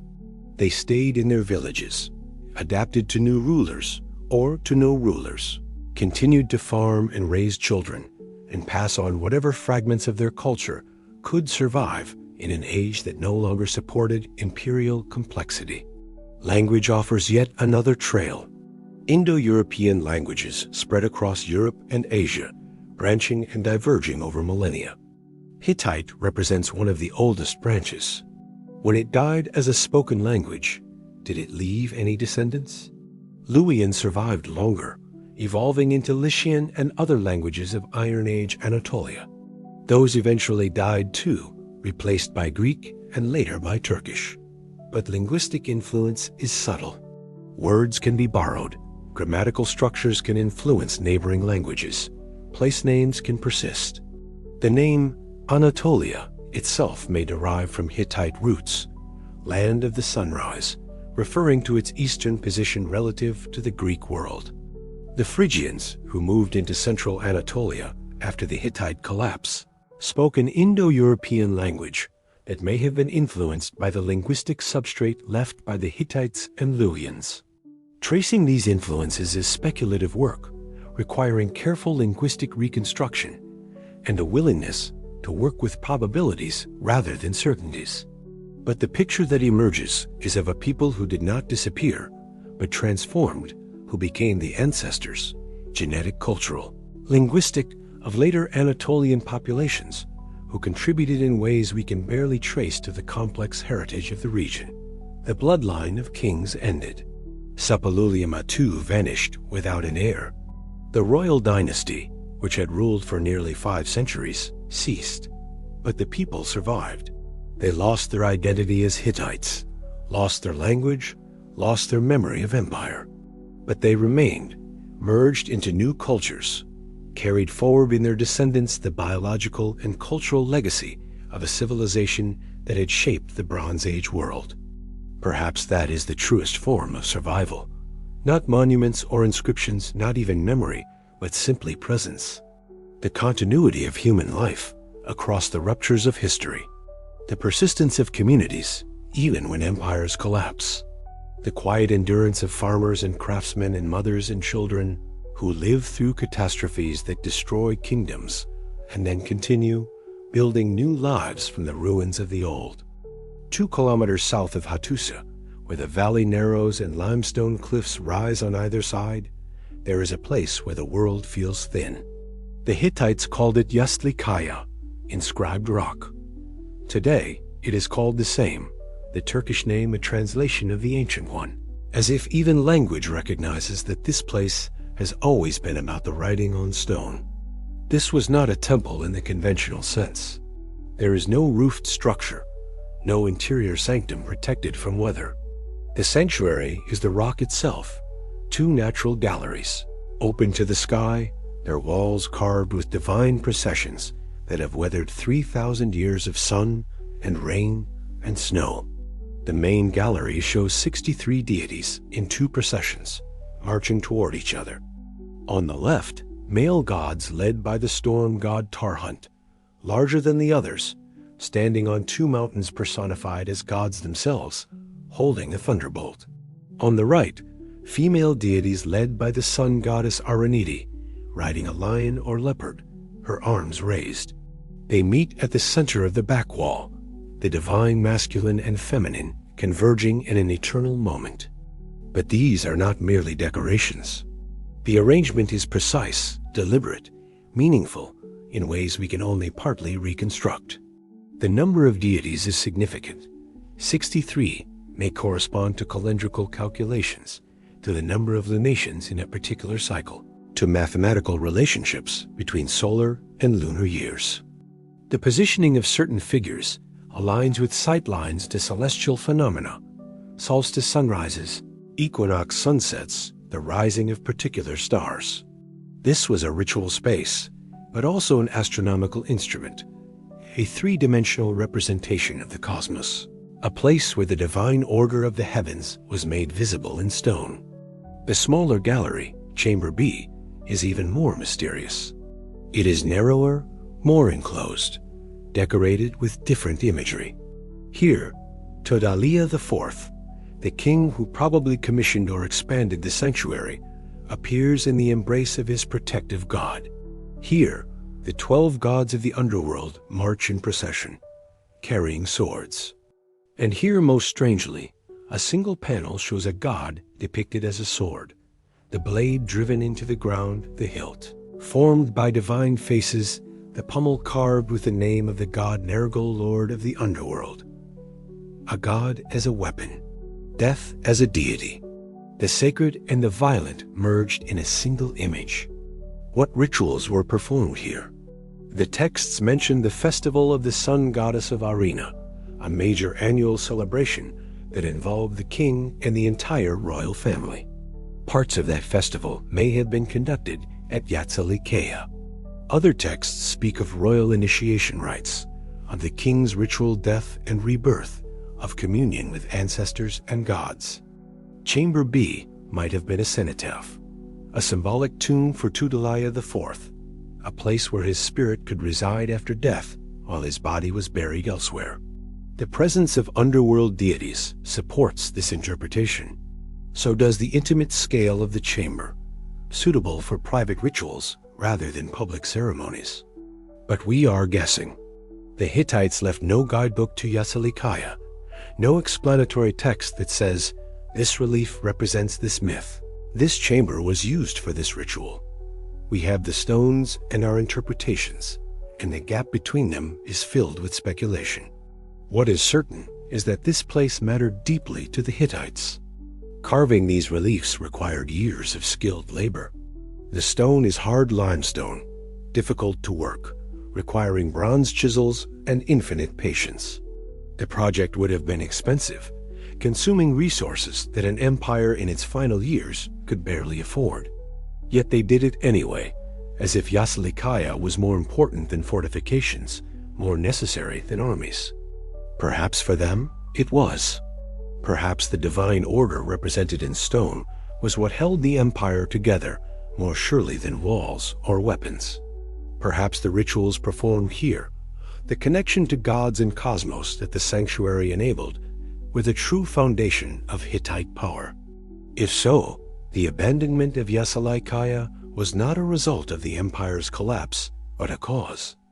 When the rituals ceased, when the sacred calendar was no longer observed, when the connection between earth and heaven was broken, perhaps that was when the empire truly ended, the stones left as monuments to gods who no longer answered, who had withdrawn back into the mountains and storms, leaving their images carved in rock as epitaphs. The gods sleep under stone now. The processions have stopped. The sun still rises at the solstice and illuminates the carved faces, but no priests witness it. No kings come to commune with their protective deities. Yazılıkaya remains, open to the sky, slowly eroding, the carvings fading century by century, the sacred geography of a lost empire becoming illegible to the very weather that the storm god once commanded. In the 1960s and 70s, archaeoastronomers began studying ancient sites with new tools and perspectives. They looked for astronomical alignments, for connections between architecture and celestial events, for evidence that ancient peoples understood the movements of the heavens more sophisticated than previously assumed. Yazılıkaya became a subject of this inquiry. Researchers noticed that the arrangement of deities in the main gallery might correspond to calendrical systems. 63 figures. That number is significant. It is close to the number of days in 2 lunar months, and also divisible by important calendar numbers. Further analysis revealed potential correlations between the positioning of deities and lunar cycles, between the structure of the processions and the reconciliation of lunar and solar years. The ancient calendar problem was real and difficult. The lunar month is approximately 29.5 days. 12 lunar months equal 354 days, 11 days short of a solar year. Over time, a purely lunar calendar drifts out of sync with seasons. Agricultural societies needed to track both moon and sun to predict seasons for planting, while also observing lunar months for religious festivals. The solution required intercalation, periodically adding extra months to realign the calendars. The Hittites, like other Bronze Age civilizations, wrestled with this problem. Their texts mention intercalary months, adjustments to keep festivals aligned with seasons. But the calculations were complex, requiring long-term astronomical observation and mathematical skill. Could Yazılıkaya have functioned as a computational device? Could the carved gods, arranged in specific numbers and patterns, have served as a physical representation of calendrical relationships, allowing priests to visualize and calculate intercalation cycles? Some scholars argue yes. The 63 deities of the main gallery, arranged in groups and subgroups, might represent a counting system. The alignment of certain figures with solstice and equinox sightlines suggests deliberate astronomical orientation. The entire sanctuary could have been designed as a three-dimensional astronomical and calendrical instrument, where priests performed rituals that were simultaneously religious ceremonies and scientific observations. This interpretation is controversial. Critics point out that many of the proposed alignments are approximate, that some require cherry-picking specific deities while ignoring others, that the evidence is suggestive but not definitive. The ancient Near East was full of astronomical knowledge. The Babylonians especially were sophisticated astronomers, but that doesn't mean every religious site was an observatory. Yet the possibility remains intriguing. The Hittites were not isolated. They corresponded with Babylon, traded with Egypt, absorbed knowledge from across the Near East. They had access to astronomical traditions developed over centuries. It would not be surprising if they incorporated that knowledge into their most sacred spaces, if they designed Yazılıkaya to be simultaneously temple and calendar, religious center and scientific instrument. Other Hittite sites show potential astronomical alignments. The gates of Hattusa are oriented toward significant solar positions. Temples are positioned with attention to celestial directions. The Hittites seem to have shared the ancient Near Eastern understanding that the cosmos was ordered, that the movements of heavenly bodies reflected divine law, and that earthly architecture should mirror celestial patterns. This was not astronomy as we understand it. Dispassionate observation, mathematical prediction, divorced from theology.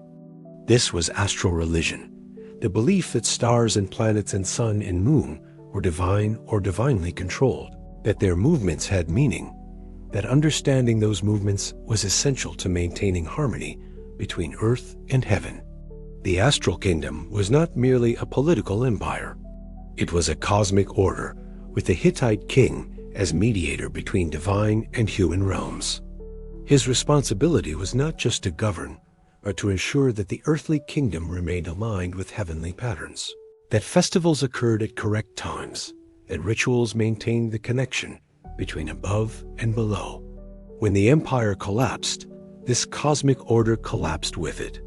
The calendar might still function mathematically, but without the king to perform the rituals, without the priests to observe the correct times, the connection was broken. The stars continued their movements, indifferent. But the astral kingdom, the human attempt to participate in cosmic order through ritual and observation, ended. Yazılıkaya remains as evidence of that attempt.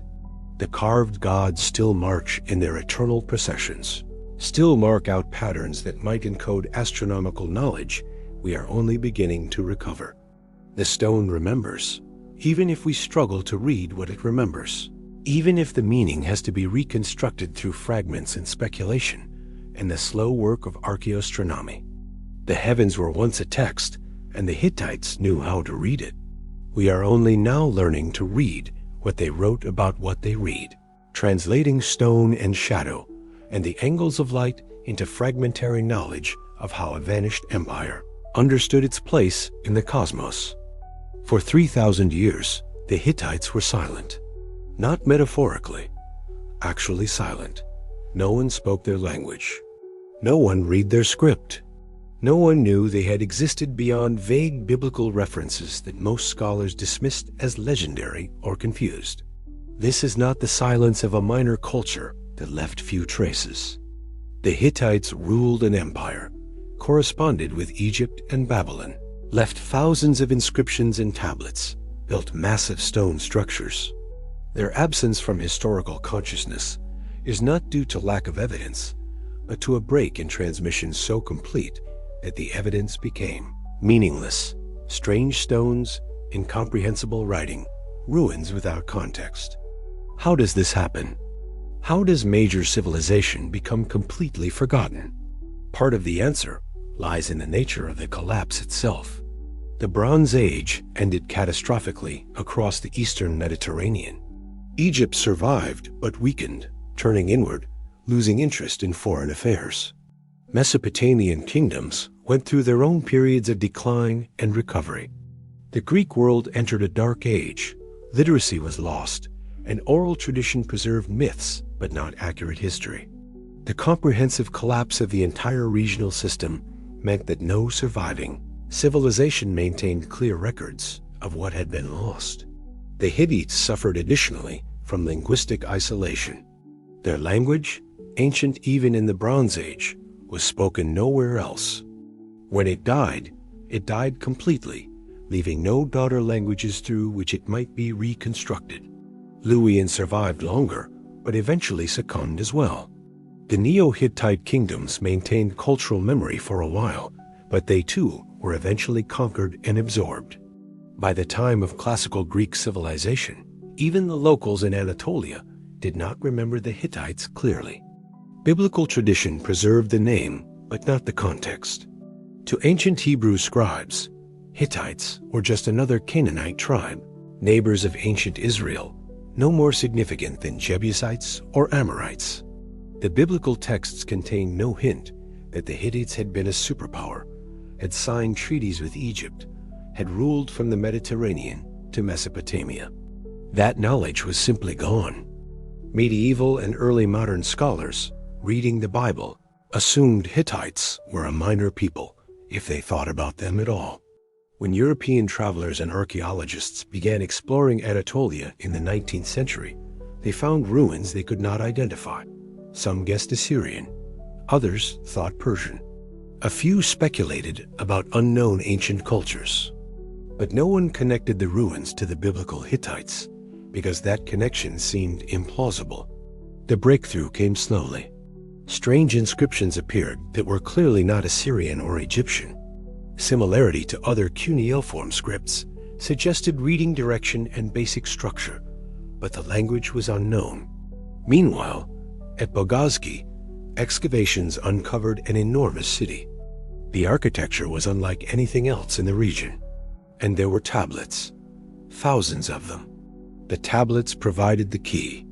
Some were in Akkadian, the diplomatic language of the Bronze Age Near East, and could be read immediately. These texts spoke of a kingdom called Hatti, of kings with names like Sapululima, and Mursili, of correspondence with Egypt and Babylon. Other tablets were in the unknown language. Slowly, painstakingly, scholars made the connection. This was the Hittite language. This city was Hattusa, and the minor biblical tribe had actually been a major empire. The rediscovery revolutionized ancient Near Eastern studies. Suddenly, the Bronze Age had 3 superpowers, not 2. Entire networks of diplomatic and trade relationships had to be reconstructed. The period of Egyptian expansion into Syria had to be understood as conflict with the Hittites, not just local resistance. Treaties that had seemed mysterious now made sense. The geopolitical landscape of the 2nd millennium BCE clicked into focus.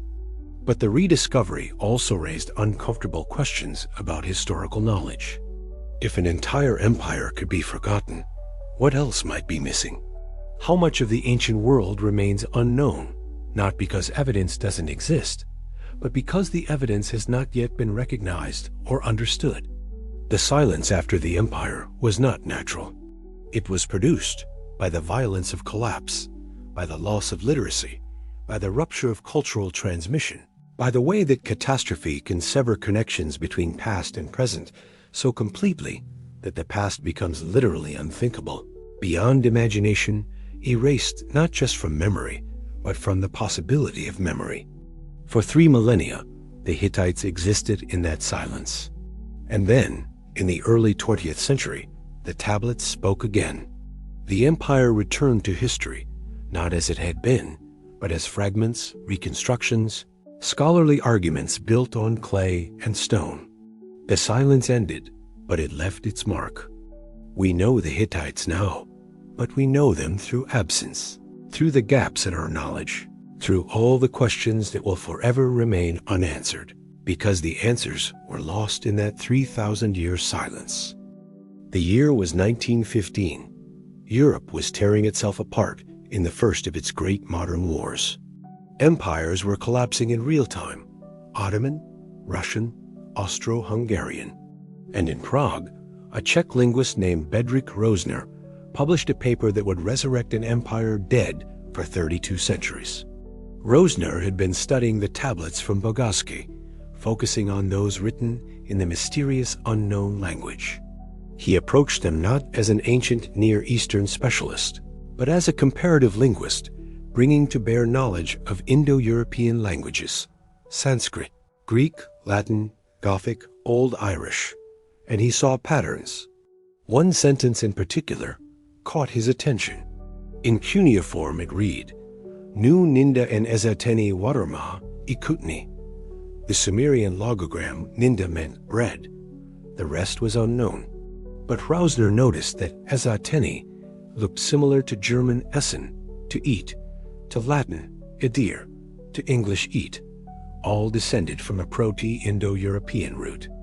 And water was suspiciously close to English water, German Wasser, Greek Heider, all from the same root. He proposed a translation: now you eat bread and you drink water. An absurdly mundane sentence, but its implications were staggering. If Rozner was right, Hittite was an Indo-European language, the oldest ever recorded, written 1,000 years before Homer, preserving features of the proto-language that had been lost from all other branches. The scholarly community was skeptical. Indo-European languages were thought to have originated far from Anatolia, probably in the steppes north of the Black Sea. The idea that Indo-European speakers had established a literate civilization in Anatolia by 1600 BCE challenged prevailing theories about the dispersal of Indo-European peoples. But as more tablets were translated, the evidence accumulated. Hittite grammar, while strange, followed Indo-European patterns. The vocabulary included clear cognates with other Indo-European languages. The kinship terminology, the verb system, the noun declensions, all pointed to Indo-European affiliation. The rediscovery of the Hittite language enabled the rediscovery of Hittite history. Suddenly, texts that had been incomprehensible became readable. Treaties explained themselves. Royal annals recounted conquests and defeats. Religious texts revealed a complex polytheistic system. Legal codes demonstrated sophisticated jurisprudence. The Hittites emerged from silence, their own words testifying to their civilization. But translation is not the same as understanding. Reading Hittite texts reveals what the Hittites wrote, but not always what they meant, what they assumed, what cultural context gave their words full significance. A treaty can be translated word for word, can still remain partly opaque, because we do not fully understand the diplomatic protocols, the religious concepts, the political structures that the treaty assumes as background knowledge. The rediscovery continues, even now, a century after Rosenau's breakthrough. New tablets are still being published from the Bogaskaya archives. New sites are being excavated. New analytical techniques, DNA analysis, isotope studies, satellite imagery, reveal information that traditional archaeology could not access. Our understanding of the Hittites deepens, becomes more nuanced, more complicated, but it will never be complete. Too much was lost in the collapse. Too much was never written down. Too much has eroded or been destroyed. The Hittites we have rediscovered are not the Hittites as they fully were, but a reconstruction, a scholarly edifice built from fragments, informed by comparison with other cultures, filled in with educated guesses where evidence fails. Still, the rediscovery is real. We know infinitely more about the Hittites now than anyone knew in 1900. We can read their language, walk through their capital, examine their treaties, study their religious practices. We have recovered them from oblivion, given them back a place in history. The clay spoke again. After 3,000 years of silence, the tablets found voices, not their original voices, but scholarly voices, speaking in modern languages about an ancient people, translating, interpreting, reconstructing. The Hittites live again, not as they were, but as they are remembered, recovered, rediscovered in the patient work of archaeology and linguistics and history. It is not resurrection. It is something different, the transformation of ruins into knowledge, of silence into understanding, of absence into reconstructed presence. The Hittites remain lost, but they are no longer forgotten. And that difference between being lost and being forgotten is what the rediscovery achieved. The moon rises over Hattusa now, silver light spilling across broken stones. The wind moves through empty gates, stirring grass that grows where palace floors once gleamed. This is the plateau in its eternal aspect, patient, silent, holding within itself the accumulated weight of centuries, the presence of those who walked here when this was not ruins, but the center of the world, stand here in the darkness, and time becomes uncertain. The gaps in the fortification walls could be ancient collapse or modern restoration. The Lion Gate's guardians watch with stone eyes that have seen 3,000 years pass, seen empires rise in the dust where their empire fell, seen the world forget and then remember. They remain, and their remaining is the closest thing to immortality that humans have achieved. Not the immortality of memory, which is fragile, but the immortality of presence, of physical endurance, of stone too massive and too deliberate to disappear completely, even when its meaning is lost. The Hittites built to last. They carved into mountains, raised walls from limestone blocks weighing tons, chiseled gods into living rock. They did everything right for immortality: monuments, inscriptions, archives, treaties, witnessed by gods and meant to last forever. And they vanished anyway, so completely that for 3,000 years, no one knew they had existed. This is the hard lesson of Hattusa, that permanence is temporary, that power is contingent, that even empires that do everything to secure their legacy can be forgotten. The stones remain, but stones without context are just stones. Ruins without names attached. Strange walls that travelers note and then forget. What saved the Hittites from permanent oblivion was not their monuments, but their bureaucracy. The clay tablets, mundane administrative documents never meant to be significant, survived when grander inscriptions eroded. The everyday became eternal through sheer accident. The fires that destroyed the empire baked the tablets, preserved them, turned disaster into unintentional archive. There is irony here. The Hittite kings who commissioned great temples and carved their victories on cliff faces are remembered now primarily through tax records and treaty copies, through the bureaucratic ephemera that they probably never imagined would outlast their monumental self-glorification. History is shaped as much by what survives as by what was considered important. But the greater irony is this: the Hittites are now remembered, studied, taught in universities, featured in documentaries. Their empire has returned to history. Yet this return is itself a kind of absence.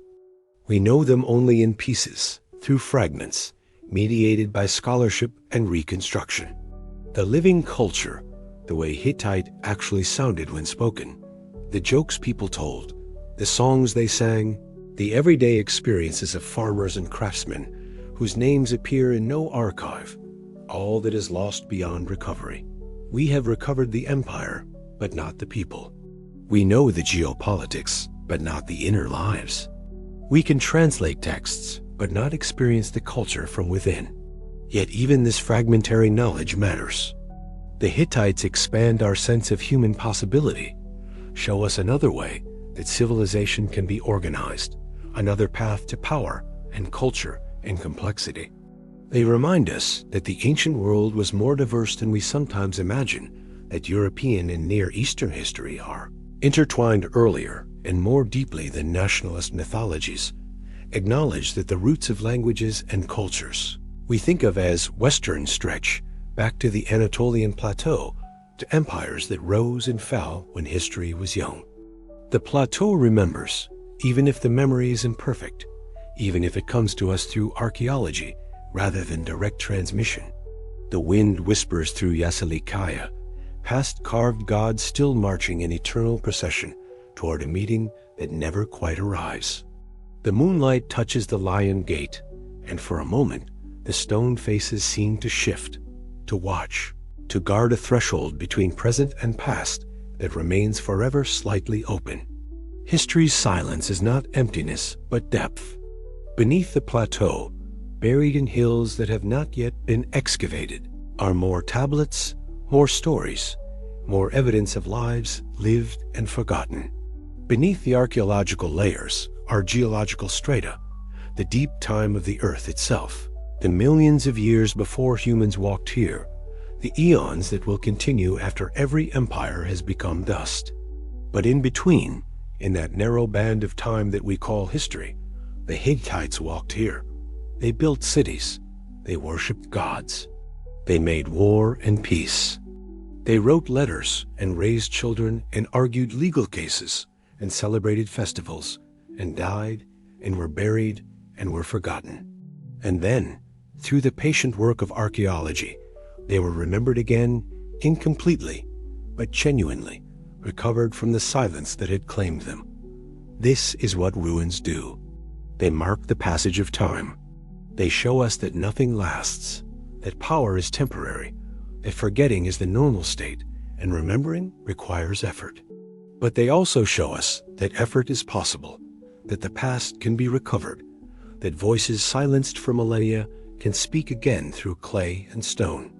The Hittites remind us of what we are: builders of temporary things, speakers of languages that will die, participants in civilizations that will end, but also creators of beauty and meaning and complexity, maintainers of justice and order, however imperfectly, resistors of chaos, even in the face of inevitable entropy. The empire is dust.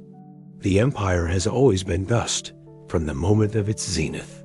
But the dust remains, and in that remaining there is testimony, not to permanence, but to presence.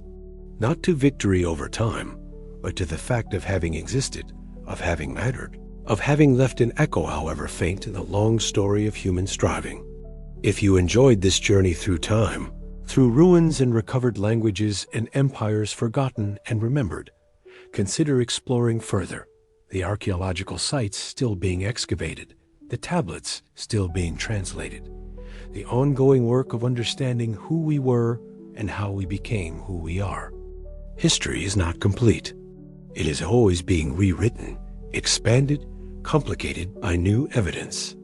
The Hittite story grows richer each year, as scholarship deepens and technology enables new discoveries. The plateau waits under moonlight. The stones endure. And somewhere beneath the soil, in archives not yet discovered, the Hittites wait to speak again, to tell us more about themselves, about their world, about the empire that was forgotten, and the silence that followed, and the slow, patient work of remembering.